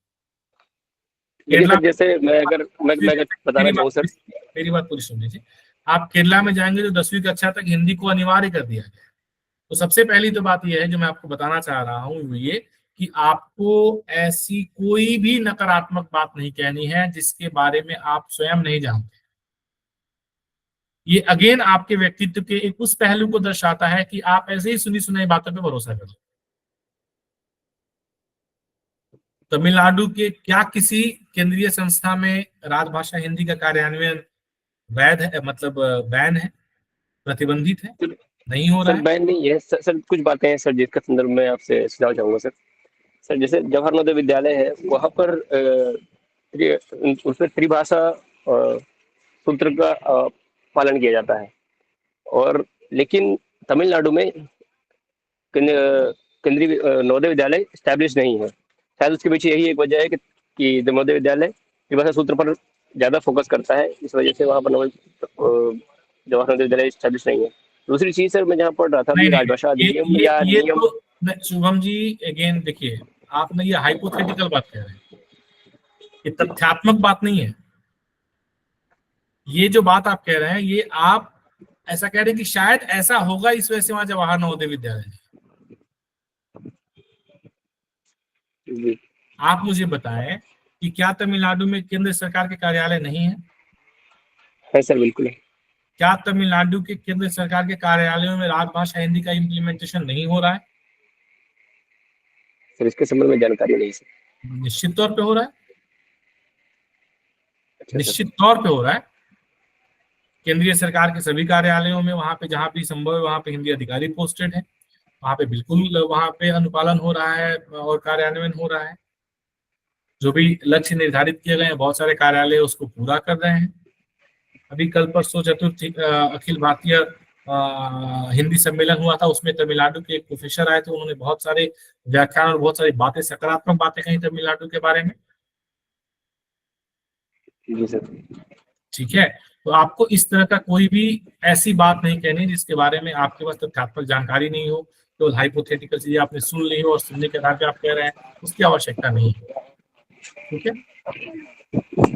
ठीक है सर। आपको सिर्फ ये बताना है उनको कि आप तमिलनाडु में या कहीं पर भी मुझे रख दो, तो मेरे पास यह कौशल है कि मैं जो राजभाषा नीति के कार्यान्वयन के जो मूलभूत सिद्धांत जिसको हम कहते हैं प्रेरणा, प्रोत्साहन और पुरस्कार, प्रेरणा, प्रोत्साहन और पुरस्कार की नीति को अपना करके मेरे अंदर वह काबिलियत है कि आप मुझे भारत के किसी भी कोने में पोस्टिंग कर दो, किसी भी ब्रांच में रख दो, मैं वहां पे राजभाषा हिंदी का इम्प्लीमेंटेशन करवा सकूंगा। इतनी काबिलियत मेरे अंदर है, इतनी क्षमता मेरे अंदर है। इस बात का आपको उनको यकीन दिलाना है, चाहे वो तमिलनाडु के बारे में आपसे पूछे, चाहे वो केरला के बारे में आपसे पूछे।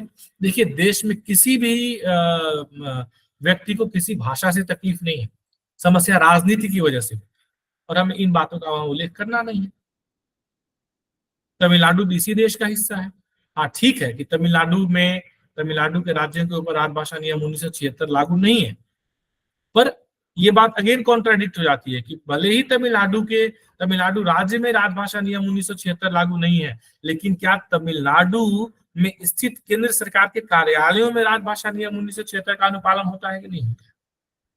क्या तमिलनाडु में स्थित कोई आयकर विभाग के कार्यालय में प्राप्त हिंदी के पत्रों का उत्तर 100% हिंदी में दिए जाने का लक्ष्य है कि नहीं? वो देते हैं कि नहीं देते हैं? तो ये कॉन्ट्राडिक्टरी प्रश्न है, इसलिए इसमें नहीं जाना है आपको। बिल्कुल निश्चित तौर पर तमिलनाडु में जो केंद्र सरकार के कार्यालय हैं वहां पे राजभाषा इम्प्लीमेंटेशन होता है और वे लोग इन लक्ष्यों को फॉलो भी, इसका अनुसरण भी करते हैं। इस तरह के कॉन्ट्राडिक्टरी प्रश्न आपसे नहीं पूछे। ठीक है, तो अब हमारा ये दूसरा पॉइंट हो गया राजभाषा से संबंधित। ये आपको सारी तैयारी कर लेनी है, ये आपका डोमेन स्पेसिफिक नॉलेज है, इससे रिलेटेड सारी इंफॉर्मेशन आपको ले लेनी है, इंक्लूडिंग मैं कह रहा हूं जो भी अद्यतन ई टूल्स इत्यादि हैं, जो अद्यतन राजभाषा के क्षेत्र में कार्य हो रहे हैं, वर्तमान में जो राजभाषा के क्षेत्र में कार्य हो रहे हैं। जैसे आप में से कोई बताए कि एक बहुत ऐसी अच्छी बात जो चतुर्थ अखिल भारतीय राजभाषा सम्मेलन में हुई, जो उल्लेखनीय हो, मैं आपसे पूछ दिया कि ऐसी एक कोई बात बताएं चतुर्थ अखिल भारतीय हिंदी सम्मेलन में जो उल्लेखनीय हो, जो एक कह सकते हैं कि जो एक स्टेप फॉरवर्ड लिया गया है सरकार के। सर, ये हीरक जयंती वर्ष मनाया गया है और इसमें एक सिक्का भी जारी किया गया है और एक विभाग है, उसका नाम मैं भूल रही हूँ। हाँ, उसका इसमें विमोचन किया है। एक भारतीय भाषा अनुभाग की स्थापना की गई। अब भारतीय भाषा अनुभाग की स्थापना के पीछे के मतलब इसका ऑब्जेक्टिव क्या है, इसका उद्देश्य क्या है, इसे क्यों स्थापित किया है, इसको स्थापित करने के पीछे सरकार की मंशा क्या है, सरकार चाहती क्या है, ये प्रश्न आपके लिए बहुत सारगर्भित और समीचीन प्रश्न हो सकता है जो पूछा जा सकता है डोमेन स्पेसिफिक। तो क्या जवाब देंगे आप कि महोदय, चूंकि भारत की सभी भाषाएं, हिंदी के साथ भारत की सभी भाषाएं अपने अपने क्षेत्र में जहां पे वह बोली और प्रयुक्त होती हैं उसके लिए बहुत महत्वपूर्ण है। भले ही भारत के संविधान की 8वीं अनुसूची में 22 भाषाएं सम्मिलित हैं, परंतु इस 22 भाषाओं के अतिरिक्त भी बाकी जितनी भी भाषाएं और बोलियां हैं सभी हमारे लिए एक निधि की तरह है और उनको संरक्षित करने की जिम्मेदारी हमारे समाज और हमारी सरकार के ऊपर है। प्रत्येक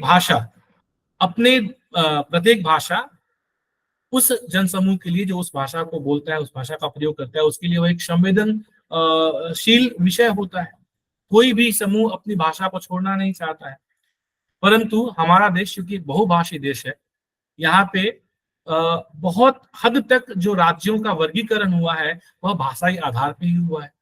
ऐसी स्थिति में एक भाषा भाषी क्षेत्र और दूसरे भाषा भाषी क्षेत्र के बीच में जो संपर्क सूत्र है वह इस वर्तमान समय में आजादी के बाद निरंतर जो अंग्रेजी ने वह स्थान ले लिया है, उसकी जगह पे हिंदी को प्रतिस्थापित करने के लिए लगातार निरंतर सरकार की तरफ से प्रयास जारी है और हमारे संविधान की मूल भावना भी कहीं ना कहीं यही है। तो मोटे तौर पे हमें जो देखने पे ऐसा लगने लगता है या ऐसा कहा जाने लगता है कि बाकी भारतीय भाषाएं हिंदी के साथ प्रतिस्पर्धा में खड़ी हो गई हैं, जिसको लेकर के आए दिन हमें कई तरह की बातें सुनने को मिलती हैं। तो भारत सरकार का यह प्रयास है कि भारतीय भाषाएं और हिंदी ये सब सहचरी हैं, ये साथ मिलकर के कार्य करें। हमारा हमारी हिंदी का भारतीय भाषाओं के साथ में कोई प्रतिस्पर्धा नहीं है। इसी वजह से, इसी कारण से भारतीय भाषा अनुभाग की स्थापना की गई, ताकि हिंदी के साथ बाकी सभी भारतीय भाषाओं के उत्थान के लिए कार्य किया जा सके और हिंदी को बाकी सभी भारतीय भाषाओं के बीच में एक सेतु के रूप में स्थापित किया जा सके। अगर आप लोग राजभाषा संकल्प 1968 देखेंगे, मैं माफ कीजिएगा थोड़ी देर पहले मैं राष्ट्रपति का आदेश बोल दिया था, जबकि मुझे राजभाषा संकल्प बोलना चाहिए था। जब मैं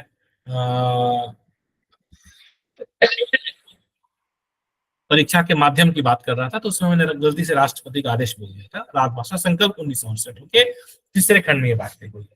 तो जब हम राजभाषा संकल्प हम देखते हैं तो राजभाषा संकल्प के दूसरे खंड में ये बात की गई है। दूसरे खंड में ये बात कही गई है कि संघ का यह कर्तव्य है कि वह 8वीं अनुसूची की सभी भाषाओं के साथ साथ सभी राज्यों की भाषाओं का भी विकास करे, क्षेत्रीय भाषाओं का भी विकास करे। तो हिंदी के अतिरिक्त जो 8वीं अनुसूची की भाषाएं हैं वे, और उसके अतिरिक्त भी जो राज्यों की अन्य क्षेत्रीय भाषाएं हैं या बोलियां, इन सभी का विकास करना है। इन सभी का विकास होगा तो भारत का हम कह सकते हैं कि जो सांस्कृतिक विकास है वह वहां पे सुनिश्चित हो पाएगा। ठीक है, इन सब चीजों को हमें ध्यान में रखते हुए अपने जवाब को इस तरीके से क्राफ्ट करना है। क्लियर है? तो भारतीय भाषा अनुभाग की बात हो गई, इसके बारे में भी आप बता सकते हैं। एक नई चीज और जो पूछी जा सकती है या जिसके बारे में आपसे मतलब अगेन डोमेन स्पेसिफिक नॉलेज की भी हम बात करें कि नई शिक्षा नीति के तहत एक Indian institute of translation and transliteration, इसको बनाने की बात की गई है। ठीक है, उसके लिए एक समिति का भी गठन किया गया, सब कुछ हुआ है। तो उसका क्या उद्देश्य है? लेकिन उसका भी उद्देश्य यही है कि जितनी भी भारतीय भाषाएं हैं अक्रॉस द इंडियन लैंग्वेजेस जो है हम लोग एक कोऑर्डिनेशन स्थापित कर सके, समन्वय बैठा सके। अक्रॉस द इंडियन लैंग्वेजेस हम लोग ट्रांसलेशन और ट्रांसलिटरेशन की व्यवस्था कर सके। अभी जैसे हम ट्रांसलेशन की बात करते हैं तो क्या होता है, Hindi to English to Tamil, Tamil to English, English to Telugu, Telugu to English, English to Kannada, Kannada to English, English to Marathi, Marathi to English. एक मिनट समझ।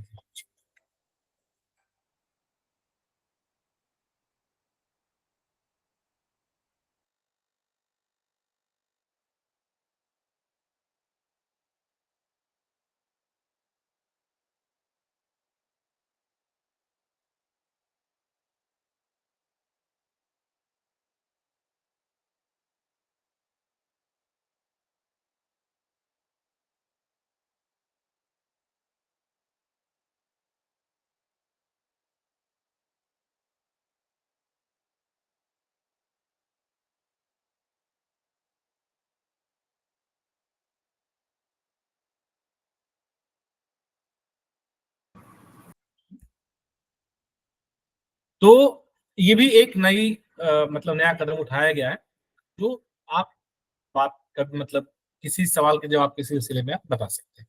तो ये आपका दूसरा पहलू हो गया। देखिए बहुत लंबा हमारा सेशन हो गया, मैं थोड़ा इसको शॉर्ट करना चाह रहा था। मैं चाह रहा था कि जो 4 एस्पेक्ट है वो मैं आपको बता दूं, पर प्रश्नोत्तरी के उसमें बहुत लंबा सेशन हो रहा है, हम लोग फटाफट आगे बढ़ते हैं। तो दूसरा कि आपको अगले 7-10 दिनों में क्या पढ़ना है, आपकी पढ़ाई करने की तैयारी की दिशा क्या होनी चाहिए, किन किन विषयों को आपको फोकस करना है। तो इसमें मैंने आपको बता दिया, पहला बता दिया आपका पर्सनल प्रोफाइल, बायोडाटा वगैरह। दूसरा बता दिया मैंने आपको डोमेन स्पेसिफिक नॉलेज, जिसमें कि राजभाषा और इससे अलाइड जो भी चीजें मैंने आपको बता दी। अब हम आते हैं तीसरे पार्ट की तरफ। तीसरा पार्ट जो है वो आपके लिए बहुत महत्वपूर्ण अगेन यहाँ पे हो जाता है। जो तीसरा पार्ट है वह हो जाता है भाषा एवं साहित्य, लैंग्वेज एंड लिटरेचर, इंक्लूडिंग अनुवाद। इसमें अनुवाद भी आ जाता है, इसमें अनुवाद भी आ जाता है। अब ये कैसे इंपॉर्टेंट आपके लिए होता है? एक राजभाषा अधिकारी के तौर पर निश्चित तौर पे आपका जो कर्तव्य है वो ये कि आप जो है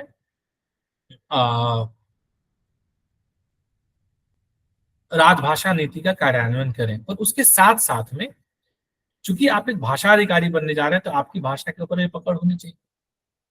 हिंदी लिटरेचर आपके एक इसमें हिंदी या इंग्लिश लिटरेचर दोनों या दोनों में से एक जो भी है, तो वह चूंकि आपके एसेंशियल क्वालिफिकेशन का हिस्सा है, तो उसके बारे में जानकारी आपसे अपेक्षित रहेगी। और अनुवाद निश्चित तौर पे अनुवाद भी आपके कर्तव्यों के दायरे में आता है। अनुवाद अगर आप बैंक में राजभाषा अधिकारी, बैंक में अनुवादक की अलग से पोस्ट नहीं होती है, तो अगर बैंकिंग ट्रांसलेशन की आवश्यकता है तो वह भी आपसे करने की अपेक्षा की जाएगी। अब यहाँ पे एक प्रश्न जो बार बार बन रहा है और आप में से कई लोग मुझे से पूछ रहे हैं कि सर हम लोग इंश्योरेंस के ग्लॉसरी कहाँ से लेकर के आए, इसके टर्म्स इसके हमें नहीं मिल रहे हैं। तो देखिए इंश्योरेंस की ग्लॉसरी टर्म्स बहुत हद तक जो बैंकिंग ग्लॉसरी और इंश्योरेंस की ग्लॉसरी है बहुत हद तक मिलती है। आरबीआई की वेबसाइट पे आप जाएंगे तो आपको बैंकिंग ग्लॉसरी वहां से मिल जाएगी, और बाकी जितनी भी इंश्योरेंस कंपनी अगर उनकी वेबसाइट को आप विजिट करेंगे तो आपको वहां पे इनके ग्लॉसरीज मिल जाएंगे। मैं प्रयास करूंगा कल आपको एक मैं इंश्योरेंस की ग्लॉसरी एक या दो और कुछ फिनांस की ग्लॉसरी अलग से मैं आपको दे सकूं। मुझे आप में से कोई भी व्यक्ति दिन में एक बार याद दिलाइएगा तो मैं आपको एक ग्लॉसरी दे दूंगा। लेकिन क्या ग्लॉसरी देने से आप अभी बैठ के ग्लॉसरी को रट जाने से आपका इंटरव्यू अच्छा हो जाने वाला है या आपका अनुवाद अच्छा हो जाने वाला है? जो सामान्य टर्म चलते हैं, जो जो एक कह सकते हैं कि जनरल टर्म चलते हैं, उसके बारे में आपको जानकारी हो जाए। और ऐसे टर्म यदि 20, 25, 50 टर्म्स यदि आप याद कर लेते हैं, आपको याद कर लेने का मतलब यदि आप उनको अभ्यास करें, बैठ के रट लेने से नहीं होगा। अभ्यास का मतलब उनको वाक्यों में प्रयोग करके अभ्यास कर लेते हैं, तो ऐसे कुछ शब्द आपके लिए इंटरव्यू के पॉइंट ऑफ व्यू से काम में आ सकते हैं। बाकी अनुवाद का देखिए, अनुवाद है ना, अनुवाद का अगर आपका आईक्यू डेवलप हो गया, यदि किसी चीज को आप सुनते ही आपका दिमाग उसको अनुवाद करने लगता है, क्योंकि हमारे दिमाग में एक प्रोसेस है। वैसे भी जो लोग हिंदी माध्यम से पढ़े हुए होते हैं या जिनकी भाषा हिंदी है, जो हिंदी में निरंतर बातचीत करते हैं, तो जब भी कुछ इंग्लिश में पढ़ेंगे ना, तो इंग्लिश में पढ़ के समझने के लिए उनको अनुवाद करना पड़ेगा। सीधे सीधे हम इंग्लिश से पढ़ के समझते नहीं। तो एक तरीके से एक सुसुप्तावस्था में हम सबके मन के अंदर अनुवादक कहीं ना कहीं सोया पड़ा है, तो हम लोगों को उसे ना थोड़ा सा एक्टिव करने की आवश्यकता होती है। इंग्लिश जैसे कुछ लोग बोलते हैं तो उनको भी थोड़ा सोच का जो प्रोसेस है ना वो हिंदी में होता है, फिर अनुवाद करके वो इंग्लिश आती है, क्योंकि हम निरंतर बात हिंदी में कर रहे हैं। तो हमारी जो एक सहज भाषा है वो हिंदी है, अंग्रेजी नहीं है। तो ये आपके पास है, ये ऐसा एक मतलब अनुवाद एक ऐसी कला आप कह सकते हैं, एक स्किल आप, मैं कहूँ ज्यादा बेहतर कला की बजाय क्या स्किल है जो आप सबके पास है। थोड़ा सा इसे आपको उभारने की आवश्यकता है और वह अभ्यास से आता है। मैं बार बार कहता हूँ कि बिना अभ्यास के ये संभव नहीं है। जहां तक ग्लॉसरी की बात है मैं आपको बता दूंगा, दे दूंगा। भाषा का मतलब क्या है कि अब चूंकि आप एक राजभाषा अधिकारी के पद पे जा रहे हैं, तो हो सकता है कि आपसे कुछ व्याकरण के कंटेंट पूछ लीजिए, या आप कुछ कहें और उसमें उनको कुछ ऐसी बात लगे कि अरे ये तो स्त्रीलिंग पुल्लिंग के अंदर बीच में अंतर ही नहीं समझता है। स्त्रीलिंग शब्दों के लिए ये पुल्लिंग वर्ब मतलब पुल्लिंग क्रिया का प्रयोग कर रहा है और पुल्लिंग शब्दों के लिए स्त्रीलिंग क्रिया का प्रयोग कर रहा है। तो ऐसी गलतियां बहुत अक्सर होती हैं। आपको पता नहीं चलता है कि आप गलती कर रहे हैं, लेकिन आप गलती कर रहे हो। कई बार आप बोलते समय ऐसी गलतियां करते हैं जो व्याकरणिक त्रुटियां होती, तो वो पकड़ के हो सकता है कि उससे वो प्रश्न पूछ ले। यूपीएससी के इंटरव्यू में संधि पूछ लिया गया था एक बच्चे से। संधि, उसे पहले एक शब्द की संधि विच्छेद पूछा गया और वो थोड़ा सा अटका, तो फिर संधि कितने प्रकार की होती है, क्या होता है, कैसे, वो सब कुछ। अच्छा, उसको अच्छे से याद था, लेकिन इंटरव्यू में उसने सोचा नहीं था कि ये भी पूछा जाएगा, वो भूल गया। तो थोड़ा सा व्याकरण क्वेश्चन और इसके ऊपर भी आपको हल्की सी एक नजर, मतलब आप सबने तो पढ़ा होगा, एक हल्की सी नजर डाल के आपको चलनी, ये पार्ट में। इसके बाद दो और महत्वपूर्ण पार्ट बन जाते हैं, जिसमें कि एक है आपका एक मैं लास्ट में जो इंश्योरेंस से रिलेटेड है उसको मैं आखिर में बताऊंगा। उससे पहले जो एक सेगमेंट है, जो मेजर सेगमेंट है, चौथा सेगमेंट है, वो है आपका, चाहे आप किसी भी क्षेत्र का इंटरव्यू दे रहे हैं, आपके पास में जो जनरल अवेयरनेस आपकी है ना, वह स्ट्रांग होनी चाहिए।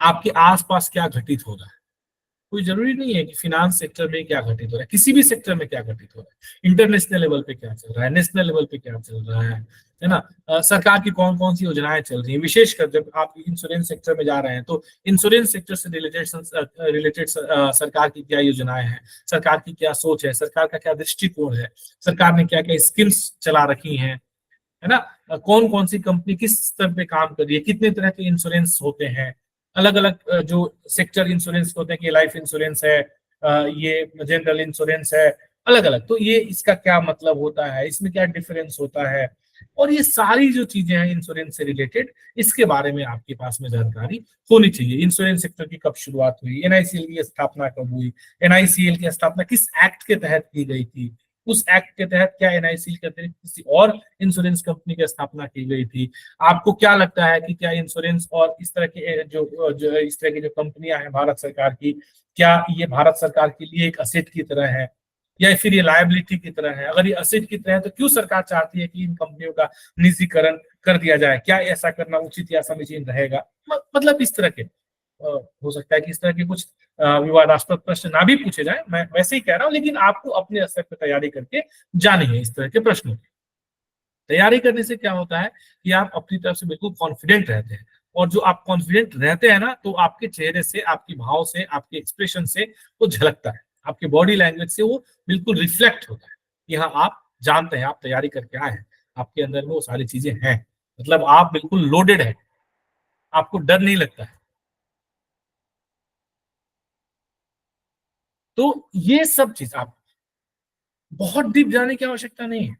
ऐसा नहीं है कि एनआईसीएल कितने तरह के इंश्योरेंस करती है, उसमें कितनी पॉलिसी में भरने पे कितना पैसा मिलता है, क्या रिटर्न होता है, उसकी पूरी पॉलिसी का आप वो पढ़ के याद कर रहे हैं कि उसकी कितनी पॉलिसीज है, क्या रिटर्न्स है, क्या बेनिफिट्स है, कितना प्रीमियम लगता है, नहीं, इसकी आवश्यकता नहीं है। मोटे तौर पर भी एनआईसीएल जनरल इंश्योरेंस सेक्टर की कंपनी है। जनरल इंश्योरेंस क्या होता है, किन किन चीजों का इंश्योरेंस इसमें होता है, कब इसकी शुरुआत हुई थी, फाउंडेशन इसका, इसके फाउंडर कौन थे, किस एक्ट के तहत इसकी स्थापना की गई थी, तो एक इसका मोटे मोटे तौर पर इतिहास आपने जान लिया। एनआईसीएल का हेडक्वार्टर कहाँ है, कितनी ब्रांचेज इसके ऑल ओवर इंडिया में फैली हुई है, इसका मेन ऑब्जेक्टिव क्या है, पिछले 1-2 वर्षों में इसका क्या परफॉर्मेंस रहा है, मतलब ये प्रॉफिट में रही है, लॉस में रही है, वगैरह वगैरह, इसका थोड़ा जो भी एक एनुअल रिपोर्ट का बिल्कुल एक जिस्ट, ऐसा मैं नहीं कह रहा कि पूरी एनुअल रिपोर्ट 300-400 पेज का पढ़ने बैठ जाइए, नहीं, एक जिस्ट, बिल्कुल एक संक्षेप में। अगर उसका प्रीफेस पढ़ लेंगे आप तो काफी है। उसकी जो प्रस्तावना, मतलब शुरू में था ना आमुख, या उसका एक फॉरवर्ड रहता है, 2-3 पेज का रहेगा, वो पढ़ लेंगे, that is more than enough. तो इससे आपको बिल्कुल मोटे तौर पे आइडिया मिल जाएगा कि आज के डेट में इस कंपनी में क्या चल रहा है, अभी अभी क्या चला, क्या प्रोग्रेस हुई, क्या नई चीजें इन्होंने करी, क्या इनके अचीवमेंट्स थे, क्या इनके ड्रॉबैक्स रहे, गवर्नमेंट की तरफ से इनको क्या मतलब सहायता मिली, किस प्रकार से इन्होंने कितना प्रॉफिट बनाया, वगैरह वगैरह, ये सारी चीजें आपको उससे पता लग जाती है। तो उसके ऊपर आप एक नजर मार सकते हैं चाहे, ठीक है। तो इसका ऑर्गेनाइजेशनल स्ट्रक्चर किस प्रकार से होता है, इसके बारे में आप जानकारी ले सकते हैं। एक तो ये, और एक इससे महत्वपूर्ण और जुड़ी हुई बात ये कि आपका क्या रोल है, क्या करोगे आप, इंश्योरेंस सेक्टर की कंपनी है, आप क्या करेंगे जाकर, why are you important for this company, फिर आपको ये जस्टिफाई करना है कि भारत सरकार की राजभाषा नीति है, जैसे बाकी सारे काम महत्वपूर्ण है, वो ये भी महत्वपूर्ण है, और मैं उस काम को पूरा करने की, मतलब मेरे ऊपर उस काम को पूरा करने की जिम्मेदारी है। और उसको फिर आप रिलेट करेंगे, कनेक्ट करेंगे कि कंपनी कोई भी हो, अंततः उसका जो बेनिफिट होना है या उसके जो काम होने हैं वो लोगों से होने हैं, ग्राहक से होने हैं, और ग्राहक से होने हैं तो वहां पे भाषा जरूरी है। तो हम अगर एक ऐसी भाषा का इस्तेमाल कर रहे हैं जो कि आम लोगों के समझ में ठीक से नहीं आ रही है, या आम लोगों तक जिस भाषा की पहुंच नहीं हो रही है, तो कहीं ना कहीं जो पॉलिसीज या जो स्कीम्स या जो क्या बोलेंगे, पॉलिसी बोलेंगे, जो पॉलिसीज है कंपनी की, उसका आम लोगों से कनेक्ट होना बहुत मुश्किल है। इसलिए वहां पे जरूरी है कि हम एक ऐसी भाषा में उस कंपनी के कामों को इम्प्लीमेंट करें जो लोगों को आसानी से समझ में आए, और ऐसी भाषा हिंदी है, हिंदी भाषी क्षेत्रों में, और हिंदीतर भाषी क्षेत्रों में जाएंगे तो हिंदी के अतिरिक्त और स्थानीय भाषाएं। तो इसके लिए हमारा जो काम है वो ये कि हम भारत सरकार की राजभाषा नीति को इम्प्लीमेंट करके यह प्रयास करें कि हमारी जो राजभाषा है उसमें अधिक से अधिक काम हो, ताकि हम अधिक से अधिक उस कंपनी को लोगों के साथ जोड़ सके, उसकी पॉलिसीज को लोगों के साथ जोड़ सके। तो इस तरीके से आप अपना एक आंसर क्राफ्ट कर सकते हैं। सर मेरा एक क्वेश्चन है यहाँ पे, एक मिनट समझ, ये जी, प्रश्न जी। आपका बन जाता है, तो ये आपका एक मेजर सेगमेंट ये बन जाता है। और उसके बाद फिर जो मैंने बताया, लास्ट बट नॉट लीस्ट, जो चौथा पिलर है आपका वो ये कि आपके पास में जो करेंट से संबंधित जानकारी है, जो जनरल अवेयरनेस आपकी है, उसमें जनरल अवेयरनेस में जनरल स्टडीज भी आ जाती है। ऐसा नहीं है कि आप एक राजभाषा अधिकारी का एग्जाम देने जा रहे हैं तो आपसे ये नहीं पूछा जा सकता है कि ये बताइए कि 1857 की जो क्रांति थी, जिसको हम लोग प्रथम स्वतंत्रता संग्राम कहते हैं, वो क्यों असफल हुई। अगर कोई ये सोचता है कि सर हमसे ये क्यों प्रश्न क्यों पूछा जाएगा, तो पूछा जा सकता है। आप क्या सोचते हैं? आपको क्या लगता है कि भारत को आजाद कराने का महात्मा गांधी का जो अहिंसात्मक तरीका था, क्या वह सही था? ऐसा नहीं लगता है कि अगर हम लोग अन्य देशों में जिस तरीके से स्वतंत्रता की लड़ाइयां लड़ी गई, लड़ करके अगर हमने प्रयास किया होता तो शायद हम 1947 से बहुत पहले आजाद हो गए होते। मतलब मैं एक बात कह रहा हूँ, हो सकता है कि इस तरह के प्रश्न आपसे पूछ लिए जाए। उनको इसका जवाब पता है, they know it, they have their own ideology, but they are asking to you just to assess or to know कि आपका अपना माइंडसेट क्या है, आपकी अपनी सोच क्या है, आपका आपका अपना ऑरा क्या है, आप किस प्रकार से सोचते हैं, या फिर ये कि आप किस प्रकार से अपनी सोच को बोर्ड के सामने प्रेजेंट कर पाते हैं, या फिर ये कि चीजों को कितना माइन्यूटली एनालाइज करने की क्षमता आपके पास में है। वो जो क्षमता है, उसी क्षमता को तो आप ऑर्गेनाइजेशन के लिए आगे चल करके उसको यूज करेंगे, उससे ऑर्गेनाइजेशन को बेनिफिट आगे चल के होगा। तो उन स्किल्स को जानने के लिए इस तरह के प्रश्न पूछे जाएंगे। इस तरह के प्रश्न को पूछे जाने के पीछे जो उद्देश्य है इंटरव्यू बोर्ड का, वो आपका नॉलेज जानना नहीं है, बल्कि उस नॉलेज के माध्यम से या उस जवाब के माध्यम से आपके सॉफ्ट स्किल को चेक करना, यह जो बोर्ड है उसका उद्देश्य है। ठीक है, तो ये जो 4 या 5 सेगमेंट मैंने आपको आज बताए, इन 4 या 5 सेगमेंट को एक बार जस्ट मैं रिकैप कर देता हूं। पहला ये आपका पर्सनल प्रोफाइल, आपका बायोडाटा, पर्सनल प्रोफाइल और जो सारी चीजें मैंने आपको बता दी, उसमें 5-6 पॉइंट्स है। आप लोग अगर नोट कर रहे होंगे तो बहुत अच्छी बात होगी, अगर आप नहीं भी नोट कर रहे होंगे तो ये जो सेशन है ये रिकॉर्डेड है, इसको मैं डाल दूंगा एप्लीकेशन पे, इसको सुन लीजिएगा और नोट कर लीजिएगा। और जो मैं बता रहा हूँ इसी अकॉर्डिंगली आप पढ़ाई करते जाए। अपना एक ना डेट वाइज बना लें कि आज मुझे अपने पर्सनल प्रोफाइल बायोडाटा पे काम करना है, कल मुझे डोमेन स्पेसिफिक नॉलेज पे कल परसों काम करना है 2 दिन, फिर मुझे 1 दिन मेरे भाषा और साहित्य पे काम करना है। ऐसा नहीं कि बहुत डीप में, बिल्कुल एक ओवरव्यू आपको, कि आपसे पूछ लिया बताइए छायावाद क्या होता है, तो आपके पास थोड़ा है, मतलब इतना कंटेंट होना चाहिए कि आप छायावाद को थोड़ा डिफाइन कर सकें, एक आध कवियों को बता सकें, उनकी एक आध रचनाओं की एक आध पंक्तियां सुना सकें। कोई जरूरी नहीं कि पूरी कविता आप सुने। आपसे पूछ लिएगा कि साहित्य में प्रगतिवाद का क्या महत्व है, आपसे पूछ लिएगा कि साहित्य में नव चेतना किसे कहते हैं, जो साहित्य की नई धाराएं हैं उनका क्या प्रभाव है, आज के वर्तमान परिप्रेक्ष्य में साहित्य की क्या स्थिति है। आपसे ये प्रश्न भी पूछा जा सकता है कि आजकल हिंदी कवि सम्मेलनों के मंच पे कुमार विश्वास को युग कवि कहा जाता है, आप कितना सहमत हैं इस बात से? क्यों नहीं युग कवि? हो सकता है पूछ लिया आपसे ये प्रश्न। क्यों? क्योंकि अभी अभी हाल फिलहाल में चतुर्थ अखिल भारतीय राजभाषा सम्मेलन हुआ है, उसमें कुमार विश्वास आए थे, और वो जो आए थे उनके बैनर, उनका जो बैनर पीछे लगा था उस पर लिखा गया था युग कवि कुमार विश्वास। तो ये तो नेशनल, मतलब एक तरीके से आप कह सकते हैं कि अभी राष्ट्रीय पटल की बात है। वो निजी सम्मेलनों में कर रहे हैं वो अलग बात है, परंतु अभी एक राष्ट्रीय पटल पे वो बात आ गई, तो पूछा जा सकता है। आप उसको कैसे जस्टिफाई करेंगे? एक हाँ, रोहित जी से पूछा जा चुका है इनके बारे में। आप में से कोई कह रहा है कि मीराबाई की पदावली का अनुवाद करने की कहा जाता है। मुश्किल नहीं है, आप लोग अनुवाद से बिल्कुल मत डरिएगा। पदावली का अनुवाद करने के लिए दे दिया, किसी शेर का अनुवाद, मतलब शायरी की 2 पंक्तियों का अनुवाद करने के लिए दे दिया, दोहे का अनुवाद करने के लिए दे दिया, बिल्कुल मुश्किल नहीं है। क्यों मुश्किल नहीं है? क्योंकि आपको उसका अनुवाद शब्दशः करना ही नहीं है ना। जैसे एक मुहावरा है, तेती पांव पसारिए जेती लंबी सौर। अब कोई बोले कि भाई इसका अनुवाद करिए, तो क्या करेंगे आप? अब अगर आप शब्दों का अनुवाद ढूंढेंगे, तेती का हिंदी क्या, इंग्लिश क्या होता है, तो तेती का इंग्लिश तो फिर पता ही नहीं चलेगा आपको क्या होता है। तो आपको भाव समझ के उसको बता देना है अंग्रेजी में, बस खत्म। सर ये यूपीएससी में ही मुझसे अनुवाद पूछा गया था, राम शक्ति की पूजा, निराला हाँ। जी की जो कथात्मक कविता है 312 लाइन की, हाँ, कपि दल बल विस्तर, इसका अनुवाद पूछा गया था मुझसे। कभी दलबल, कपि दल बल विस्तर। हाँ, तो क्या बताया आपने? नहीं सर, ये साहित्यिक प्रकृति का अनुवाद था और इसके प्रभाव को वैसा ही प्रदर्शित करने के लिए अंग्रेजी भाषा में हमें उस संदर्भ का ज्ञान होना चाहिए था, क्योंकि साहित्यिक प्रकृति का है तो अनुवादक का साहित्यकार होना भी बहुत जरूरी है ऐसी स्थिति में। तो सर मैंने मना कर दिया था इसका अनुवाद। बिल्कुल सही है, नहीं आप मना भी कर सकते हैं। नहीं तो देखिए बात ये है कि जब इंटरव्यू बोर्ड आपसे पूछता है कोई भी प्रश्न, तो ये देखना चाहता है कि आपका दृष्टिकोण कैसा है। क्या आपका दृष्टिकोण किसी भी इस तरह की ऐसी कोई चीज आपके सामने आ जाती है जो बिल्कुल ही अप्रत्याशित हो, या बिल्कुल आपके मतलब आपके डोमेन से बिल्कुल अलग की चीज हो। जैसा रोहित जी कह रहे हैं कि चूंकि साहित्यिक प्रकृति का अनुवाद था और उसके लिए उसी तरह की साहित्यिक दृष्टि की भी आवश्यकता है, पहली बात। तो दूसरी बात कि ऐसा नहीं कि चूंकि राम की शक्ति पूजा हिंदी साहित्य के अगर हम हिंदी साहित्य की बात करें और विशेषकर आधुनिक काल की, तो उसके उत्कृष्टतम कृतियों में एक माना जाता है निराला की यह कविता। तो अगर उससे हम हिंदी में इंग्लिश में उसका हम अनुवाद करें, बिल्कुल ही साधारण शब्दों में अनुवाद कर दें, एकदम साधारण शब्दों में अनुवाद कर दें, तो कहीं ना कहीं वह वो भाव ले ही नहीं पाएगा जो इस कविता का भाव है।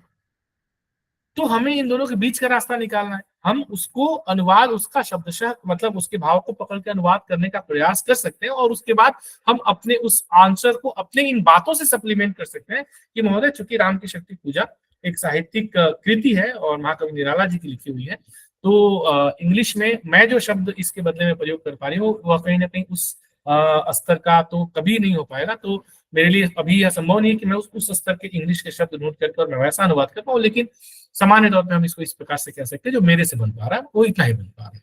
बात खत्म। इससे क्या हुआ कि आप हटे भी नहीं, आप भागे भी नहीं, आपने मैदान छोड़ा भी नहीं, आपने प्रयास किया, लेकिन साथ ही साथ आप समझ रहे हैं कि आपकी स्थिति क्या है, आपको पता है कि ये चीज क्या है और मैं जो कह रहा हूँ वो क्या है। You know the reality. आप अपनी स्थिति को समझते हुए आपने अपने आप को जस्टिफाई कर दिया कि ठीक है मैंने प्रयास किया लेकिन मैं उस स्तर का नहीं कर सकता हूँ। ठीक है, कोई आवश्यकता नहीं कि हर कोई हर चीज कर दे। तो आपने अपना ट्रूथफुलनेस भी दिखाया, आपने अपनी ऑनेस्टी भी दिखाई और आपने उसको करने का प्रयास भी जितना हो सकता है आपसे किया। आप मैदान छोड़ के भागे भी नहीं। तो ये आपके जो सॉफ्ट स्किल्स है ना, आपके जो सॉफ्ट ट्रेड्स हैं आपकी पर्सनैलिटी के, वो इससे निकल के आते हैं कि आप किस तरीके से ऐसे एडवर्स सिचुएशंस में खड़े होंगे। ठीक है, तो ये इस तरीके से आपको इसको टैकल करना है। तो इस तरीके से ये पूरा का पूरा आपकी जो तैयारी का एक तरीके से रोड मैप है, पाथवे है, ऐसा रहेगा। तो यहाँ पे मेरी बात हो गई खत्म। लगभग 1.5 घंटे का ये सेशन हमारा हुआ। किसी का और कोई प्रश्न हो तो अगले 1-2 मिनट में आप मुझसे पूछ सकते हैं NICL इंटरव्यू से रिलेटेड। बाकी इससे रिलेटेड वीडियोस पड़े हुए हैं, बहुत सारे वीडियोज हैं यूट्यूब चैनल पे भी हैं और साथ में आपके हमारे एप्लीकेशन पे तो है ही, तो आप लोग उनको देखें। राजभाषा के तो खैर मतलब 100% सफिशिएंट सामग्री आपके लिए उपलब्ध है, आप उसको देखें और अभ्यास करें। जितना ज्यादा बोलने का अभ्यास करेंगे आपके लिए वो उतना बेहतर है। हाँ बताइए सौम्या जी। सर मेरा क्वेश्चन ये था कि जैसे राजभाषा अधिकारी जब वो सतही तौर पर काम करना स्टार्ट होते हैं, जब उनकी ज्वाइनिंग होती है, क्या उनका डायरेक्ट इंटरेक्शन कस्टमर से होता है, चाहे वो बैंक हो या इंश्योरेंस कंपनी हो? नहीं, तो सर जैसे आपने एक्सप्लेन किया था कि हम वहाँ के लोगों की भाषा में उनको समझाएंगे, तो सर इसलिए ये क्वेश्चन मेरे माइंड में हम आया। नहीं समझाएंगे। हम क्यों अच्छा समझाएंगे? हम नहीं जी। समझाएंगे। हम जब राजभाषा नीति को इम्प्लीमेंट करेंगे तो राजभाषा नीति की इम्प्लीमेंटेशन से आप क्या समझते हैं कि जैसे वहाँ के जो बोर्ड है उनको हम द्विभाषी या त्रिभाषी, मतलब जैसा सिचुएशन हो, अगर हम लोग हिंदी भाषी क्षेत्रों में है तो द्विभाषी, यानी कि राजभाषा नियम 11 उसको हम उसका हम अनुपालन करेंगे।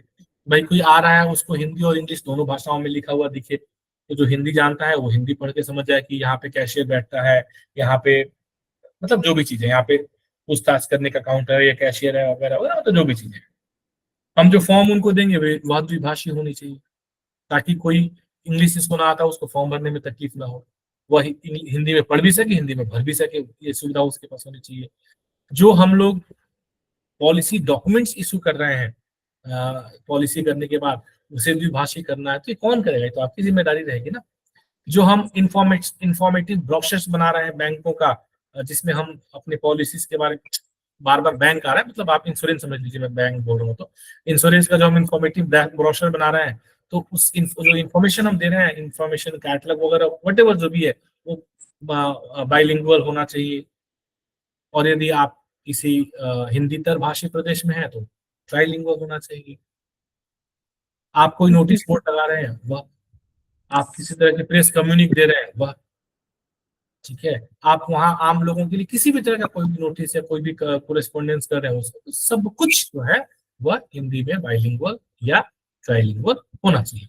आपको डायरेक्ट इंटरेक्शन नहीं करना है, आपको कराना है। आप वहां पे इम्प्लीमेंटेशन कराने के लिए पदस्थ हुई हैं। जी सर।